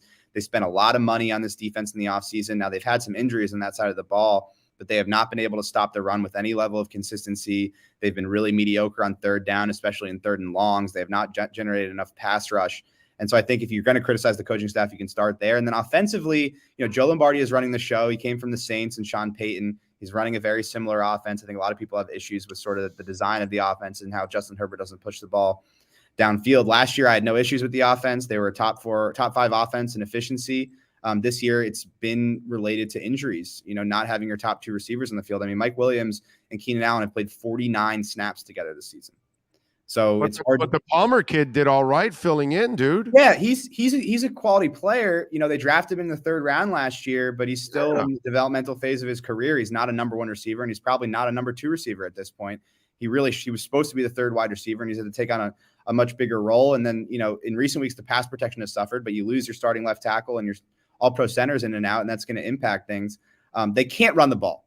That's the big issue with them offensively right now, is they don't block well enough up front, and that's the offensive linemen, but also the tight ends are pretty miserable blocking. And so teams aren't respecting their rushing attack. And so they can just throw bodies into coverage, put a shell on things. And that's really impacted the offense. But, they're not a very good offense right now. A lot of that is injury related, but some of the, issues that people have talked about are popping up, whether that's pushing the ball downfield, creating explosive, those types of things. And I think, it's really, reached a breaking point this season offensively amid all the injuries. Sounds like a lot of the shit that Tua had to deal with the first 2 years, where it was a really poor offense around him, terrible coaches, by the way, because we had the Three Stooges down here deciding what play to give Tua every 40 seconds. Yeah. That's kind of crazy to have three guys deciding plays.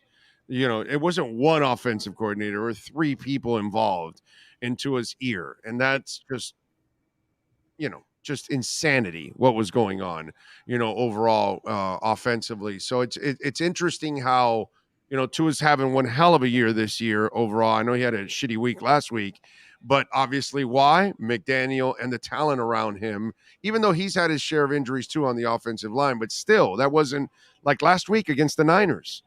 The Niners didn't beat him, actually. Tua just missed a whole bunch of open guys that he normally hits. He hits those guys, they probably win that game against San Francisco, last week. And they've had their share of injuries. But it's interesting how Herbert has had to deal with some of the stuff that Tua had to deal with the first 2 years. Yeah, it's fascinating. And I'm actually writing about this week. I mean, my biggest takeaway is that context matters when you're judging and assessing quarterbacks. And it's kind of the fascinating part to me is that Justin Herbert got off to this really hot start. Oh, the Chargers, lucked in to the better quarterback, Tua is awful, the Dolphins missed, and now the script has flipped entirely. And it's not that these guys are getting better or worse or whatever. It's the context around them, and Tua finally has a legitimate play caller, a legitimate schemer. He has talent around him. Until these recent injuries, they've been able to protect him, and all of a sudden he looks like the player everyone expected him to be. Justin Herbert had that last year. The protection was phenomenal. He had all of his receivers healthy and weapons healthy. He's a top 5 quarterback in the league, a top 5 offense. This year he goes through some more adversity, and now everyone's saying that Justin Herbert is bad and that the Chargers whiffed on the pick. It's like, I don't know why we have to go to these extremes, but I think when assessing quarterbacks, especially early on in their careers when they're still on their rookie deals, context is super important. And we've seen the context flip for these two quarterbacks over these 3 years, which is really fascinating heading into this matchup. Listen, my brother, I was one of the few in the media the last 2 years telling everybody that Tua is not the problem at all. He's doing a terrific job under the circumstances that he has. The problem is the head coach. He can't figure out an offensive staff and the talent around him. And I was called a nutbag by many people. And, I was one of the few people in the media, and definitely here in South Florida, probably one of the only ones in the media that was just blaming everything that wasn't Tua. And now, context, bro. Yeah. You get a real coach, you get real talent around Tua. I kept telling everybody, okay, so at Alabama, he had real coaches, real offense, real offensive players, and he played at an incredibly high level. He comes here and everything is poor compared to what he had. How do you think he's going to perform? You know what I mean? I told people they're not old enough, but Steve Young was in Tampa and he sucked. He was horrible. But Bill Walsh knew that it was about Tampa, not him. And he went and plucked him and brought him to San Francisco, and the rest is history. That happens to a lot of players. If you're in the wrong environment, it's hard for you to have, the kind of success or reach your pinnacle. Yeah. And I feel like there's a larger conversation here about how we as a society discuss things, but I feel like people want to always pin the blame on something specific. Like it has to be one thing. And so if Tua is not playing well, it's his fault, or it's the coaching staff's fault, or whatever it is. But in football, and this is something I've realized covering the league now for 7-8 years or whatever, it's never one thing in football, ever. There's always multiple facets to every single issue. That's why people call it the ultimate team game. That's not just a cliche. That's the reality. And so I think a lot of people, if they're going on TV or whatever they're doing, they want to find the one thing to blame, when in reality, if you actually want to be accurate, you have to find 5, 6 different things that are going wrong on these specific plays and these specific games that are leading to failures. Your assessment of Justin Herbert overall, you've now watched him from day one as a Charger. Yeah, he's an elite quarterback. I think a lot of people are down on him this year for whatever reason. I think he's played exceptionally well. And I think the one thing that you can point to is just how well he's protected the football despite all of the pressure and despite all of these missing pieces, despite all of the adversity that this offensive group has gone through, he's really been good at protecting the ball in terms of turnovers and not taking sacks. And that's really where he is super, super elite, is avoiding the catastrophic plays. And I think in recent weeks since the bye week, since he's gotten healthier, you're starting to see him make more of the off-script plays that we're used to, getting the ball downfield. There was a 4th and 12 touchdown that he threw to Keenan Allen in the Raiders game. That was just a ridiculous throw. He's still the same guy. If anything, he's even better mentally now than he was last season. He's audibling at the line. He's making changes. He's adjusting protections in a way that he wasn't last year. I think if this offense had all of its pieces, I think you'd see him taking that next step from like a numbers and statistics standpoint. But watching the film and watching him play, like he's still just as good as he has been. And he's getting better, even better in terms of his mental game, how he approaches things at the line of scrimmage. I think if you look at the statistics, the reason they're not where they are usually is just because of all these injuries they've had on offense, primarily. How about what would you say to the naysayers? Because one of the things for me, for him, I don't know if there are enough of those wow games and clutch performances, even dating back to Oregon. And, when I watch Josh Allen play like a maniac, I don't know if I see him play like that, whether it's running or just taking more chances with the football and putting it in tighter windows and those kind of things. You tell me a little bit more about Justin Herbert, the clutch player. Yeah.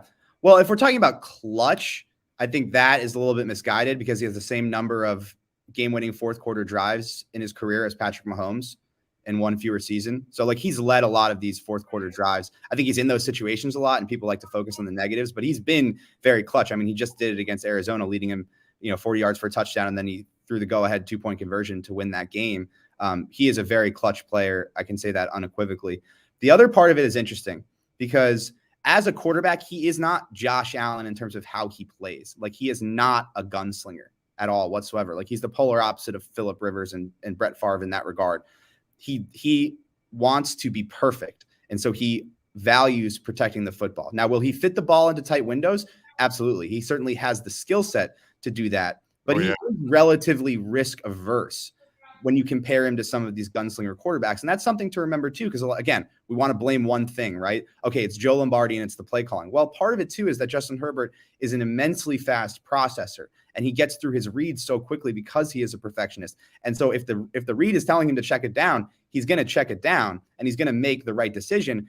Now, does that lead to him maybe avoiding some plays that could be made downfield? Absolutely. Yeah, that's what I mean. But like it's because you got to have a little bit of that in you. He does, and he has a little bit. In order to be Mahomes, in order to be any of those great quarterbacks, you're going to have to take some chances at times. And I don't know if I see him as an incredibly athletic quarterback, but I also see a very conservative nature to his game. Yeah.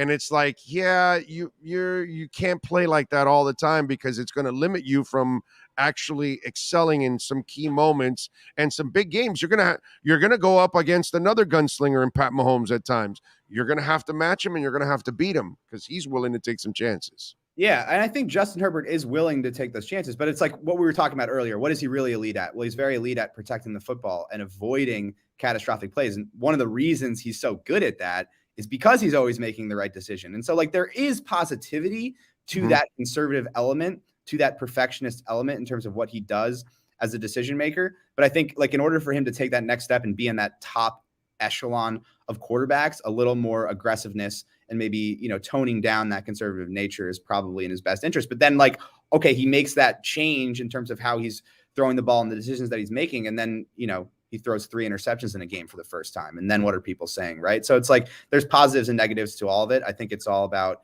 getting that right mixture. And, he's still a young player, and I think he's going to find that eventually. All right. Daniel, Vegas had the Dolphins favored by 2.5 on the road, then 3. Now it's gone to 3.5. Why? Explain to me why. I'm pretty confident about the Dolphins this week. I think Tua's going to come out on fire after playing like he played last week because I hadn't seen him throw the ball that badly at all since he's been a Dolphin. So you tell me, why are the Dolphins favored by 3.5 in your eyes? Yeah, I think initially when the line comes out, like the Dolphins being favored makes a lot of sense to me. The Chargers can't stop the run. Like they're 733rd out of 734 defenses dating back to 2000 in yards per carry on design rushes. And are you serious? Yeah, I'm serious. They were dead last. How did you pull up that stat, dude? Our True Media, shout out to True Media. It's a website that we subscribe to. But yeah, heading into last week, they were 734th out of 734 defenses. Wow. Now they moved up to 733rd after giving up 144 rushing yards to Josh Jacobs on Sunday. The only defense worse is the 2013 Bears. So they can't stop the run. And yeah, this offense is really good at pushing the ball downfield and creating explosives in the passing game. But ultimately, it was built on the running game. And that's like that's how Mike McDaniel made himself into a head coach in the National Football League. And they will run the ball at you if you're going to give them light boxes and you can't stop it. And so I think that's sort of where it starts. I think it's probably moved because Corey Linsley, is dealing with this concussion. I'd be curious to see what happens now that he's back a full participant. Mike's back a full participant today. I imagine that line might move a little bit more, but I think it starts with, the matchup of the Dolphins offense against the Chargers defense and how much Vegas likes the Dolphins offense in that matchup, because the Chargers give up a ton of explosive plays in the passing game and they can't really stop the run. And that's a terrible recipe against this offense. What are you picking? Who are you picking this week? Spread or just straight up? Straight up. Straight up, I think it's going to be a tight Dolphins win, but I think it's going to be a lot closer than people expect. I mean, the Chargers get up for these big games. Brandon Staley, in terms of his defensive scheming, gets up for these big games. Derwin James hasn't practiced this week, which concerns me a little bit. So much of what they do defensively is based on how much Derwin moves around. I think it's going to if Derwin plays, I think it'll be a little bit tighter. I think like a 1 or 2 point Dolphins win is where I have it. All right, there you go. Daniel Popper, baby. Follow him on Twitter. More importantly, also check him out at The Athletic. The Athletic has always got some great deals going on, and you can always subscribe. Well, what's the latest deal? Like 42 cents a month or something like that? No, but usually they've got great deals. Go to The Athletic. Follow my man on Twitter like I do at Daniel Popper. Daniel, thank you, my brother. Appreciate you immensely. Awesome. Great catching up. Thanks for having me. You got it, baby. Be good. There you go. The lucky man out there covering the Chargers. He's out in the left coast, California. I do love visiting California. It is fun. I don't know if, for Daniel, it would have been better if he was in San Diego, because San Diego is so freaking awesome. But now he's in Los Angeles. The traffic there, man. It is so fun to hang out in California. But the traffic in California drives your ass crazy.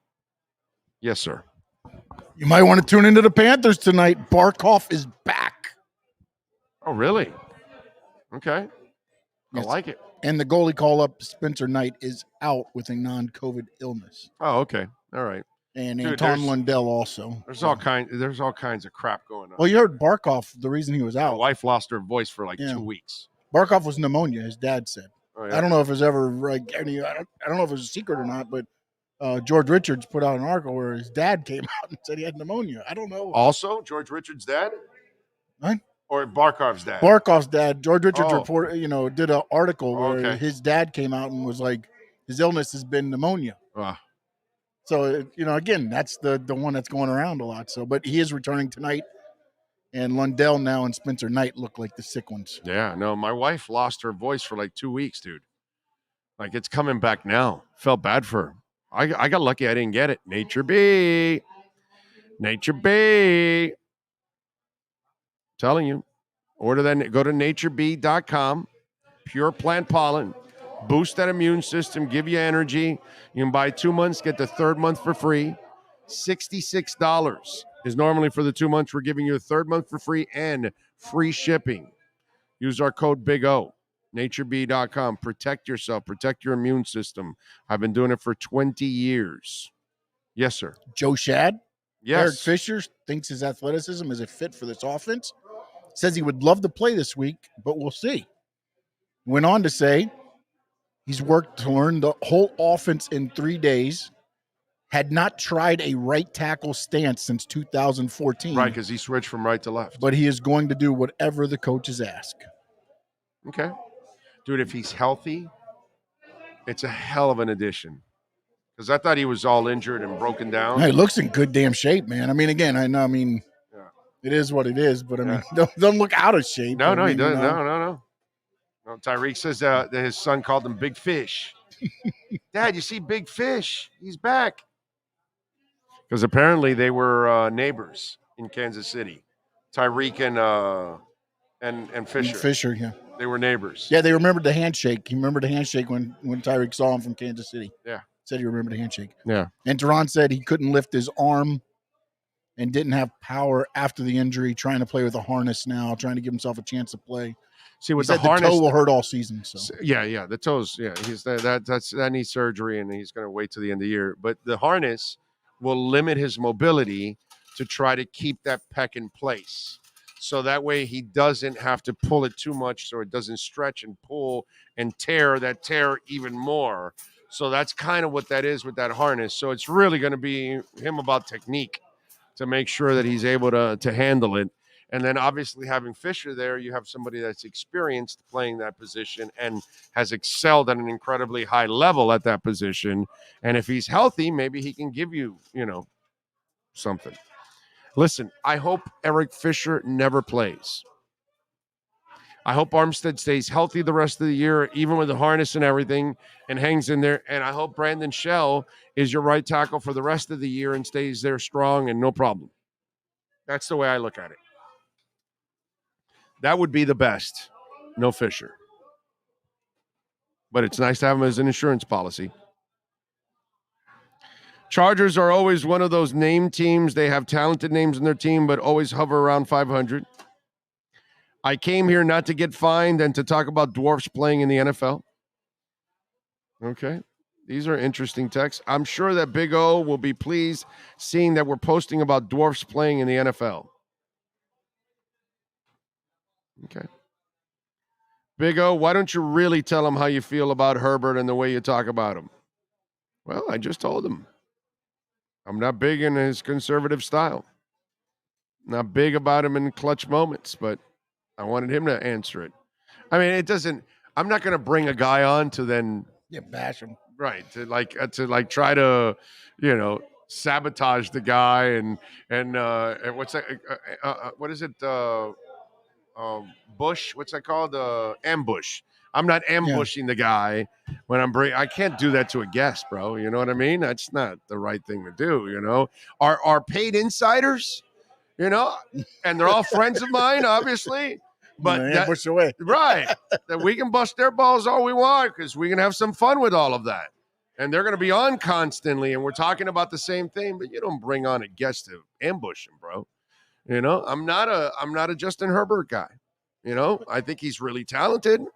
There's no doubt. I think he can be a good quarterback, but I don't think he's going to be better than Tua. What do you think of his talk about Herbert as far as the clutch?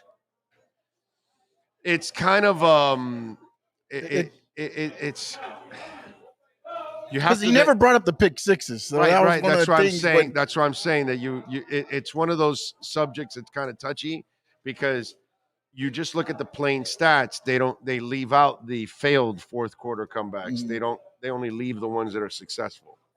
And that's the problem. But I also feel like those come in the bigger games though. That was my the only thing, and it's one of those like things you're beating Arizona last week, and like who's Arizona? It's like, did you beat Kansas City? No. Okay. All right. And check back with me there. It's funny how I guess didn't they just lose to the Raiders? The week 2 weeks ago, didn't they lose to the Chargers? I mean, to the Raiders? Yeah, because Josh Jacobs ran for 144 yards. That's what I'm saying. Yeah. So it's just like one of those things. So, it's a Charger thing. We wouldn't understand.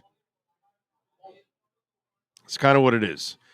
Big O, how could we scheme more of a run game to balance out the offense and help Tua out? You can't scheme shit, dude, if they can't block. You don't scheme around pushing another man out of the way. There's no scheming for that. You might be able to throw somebody off for a play or two and run some kind of reverse play and get them off balance and get them out of a position or something, but you're not going to do that the entire game. You just can't. At one point or another, you got to punch the guy in the mouth in front of you and put him on his ass. And that's how you're going to run the football. So until they get the linemen completely that they need, that what these guys have done better is pass protect. Run blocking, that's a whole different ballgame.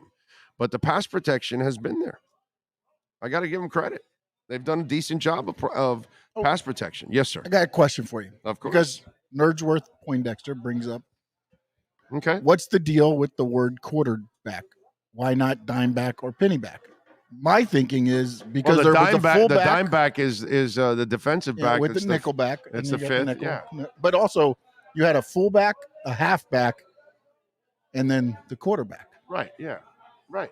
Right? I mean, that's pretty much. Full, half, and quarter. I mean, nobody uses that. I mean, not everybody uses that terminology anymore. No, but we have dime and nickel. It's all kinds of money. The defense. Yeah. Yeah. Well, it's a money game. Right, exactly. But so what's the big deal? Why they were? No. I guess he was very he's very into this chat today. Okay. Nerds with Poindexter. He hit the like button. He wants to get in, so he's going. Okay. Well, but dime back and no, there's no penny back, but there is a dime. There's already a dime back. Penny back is the manager. Right. There is a dime, but not a penny.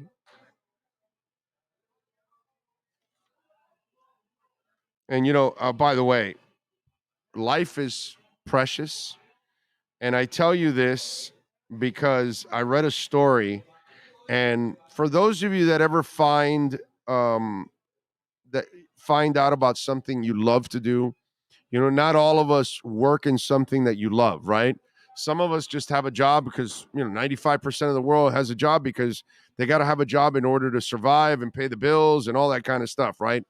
And I would say less than 5% of the people actually work in a job that they love. And listen, life is precious every day. Every day that we wake up, it is a blessing. You know what I mean? I can look at, the news and see people that have passed away and they're much younger than I am. And I am blessed every day. I tell you guys all the time, every day we open our eyes is a blessing. Celine Dion shared a tearful video telling her fans she's been diagnosed with an incredibly rare and sadly incurable neurological disorder called stiff person syndrome. The 54-year-old Canadian singer says she's always been an open book, but wasn't ready to say anything until now. She goes on to reveal how she's had health issues for a long time, but finally has the diagnosis, which she explains affects something like 1 in a million people.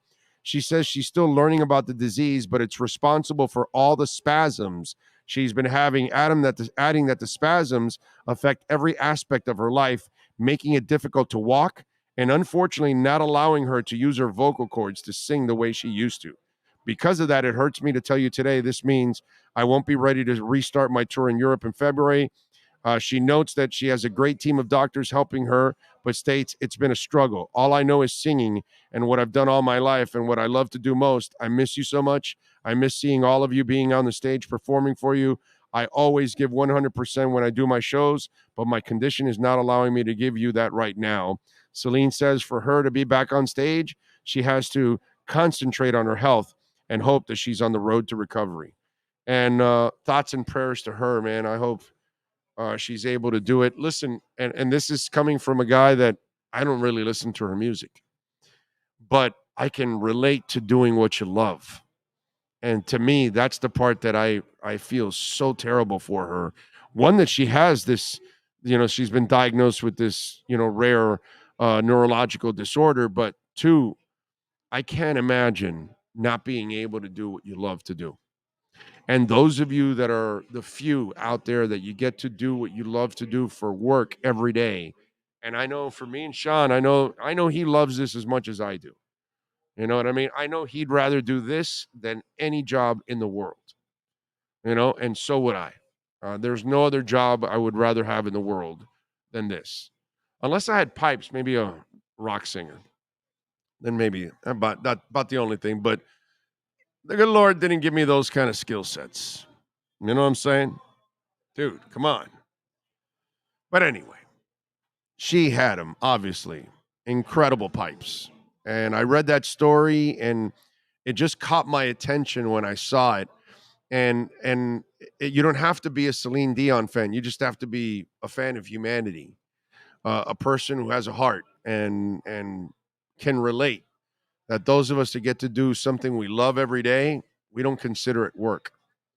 You know what I mean? And I feel bad for her that she doesn't get to do what probably brings her the most joy ever, which is performing on stage for people. Sad, man. Prayers to her. I hope somehow or another they're able to figure that out. What else do we have here? Sorry, I rewind the whole thing since I came in late. Big O was talking about restaurants. Okay. Cap for Life says 100% Big O. Life is what you make of it. We go at it when it comes to the local teams, but in the end of the week, I can honestly say I hate my job. Wish I could sing, bro. There you go.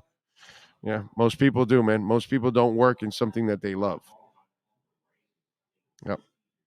Chibi, the edge hog, says the majority of football terms are war terminology. I think QB, etc., is in regard to the position on the battlefield.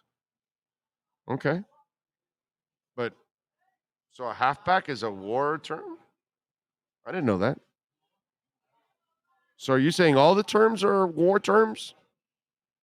Halfback, dimeback, quarterback, fullback, those are all war terms?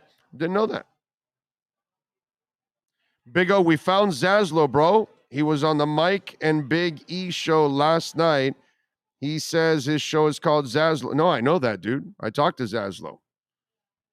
I talked to him, as he was starting this whole thing and his podcast and everything.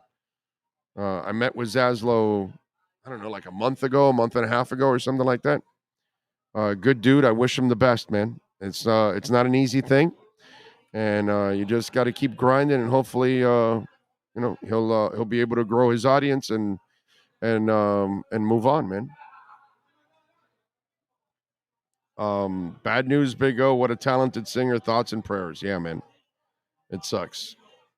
The Chargers could put a credit card on their helmet, and it would be acceptable. The fullback is all the way back from the line of scrimmage. The halfback is roughly halfway from the fullback to the line. The quarterback is a halfway from the halfback to the line. Okay. All right. I mean, I don't know why, so I can't argue with any of you if it's a war term or if it's the distance and all. You're all making some kind of sense, I guess, in the way. I don't know.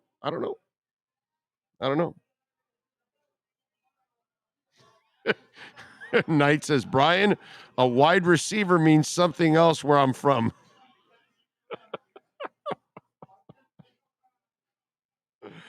Oh, you guys are a trip. Oh, they did from Wikipedia? Is that what it is? Oh, man. There's plenty of war terminology in football. Battle of the trenches, throwing a bullet, bomb, march down the field, offense and defensive lines. I guess. Whatever. You guys are amazing. All right. We are out of here. We will see you guys tomorrow. We'll be at Acura Pembroke Pines actually tomorrow. All right. We'll have some fun. And we'll be out there rocking and rolling at Acura of Pembroke Pines. We thank Daniel Popper. We thank Alan Poopart. And we thank, that's it, because Marcel Louis Jacques abandoned us today, that slacker.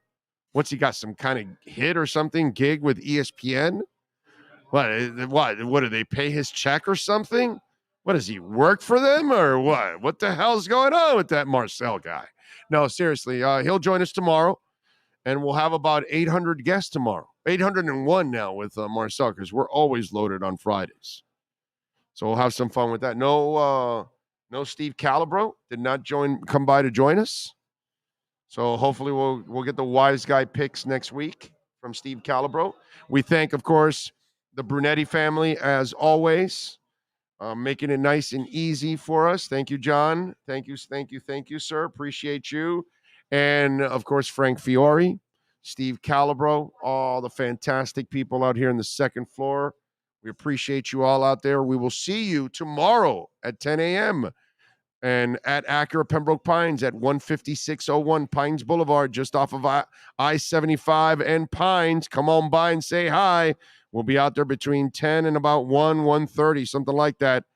We'll see you tomorrow. Same time, same place, same bat channel. Love you all.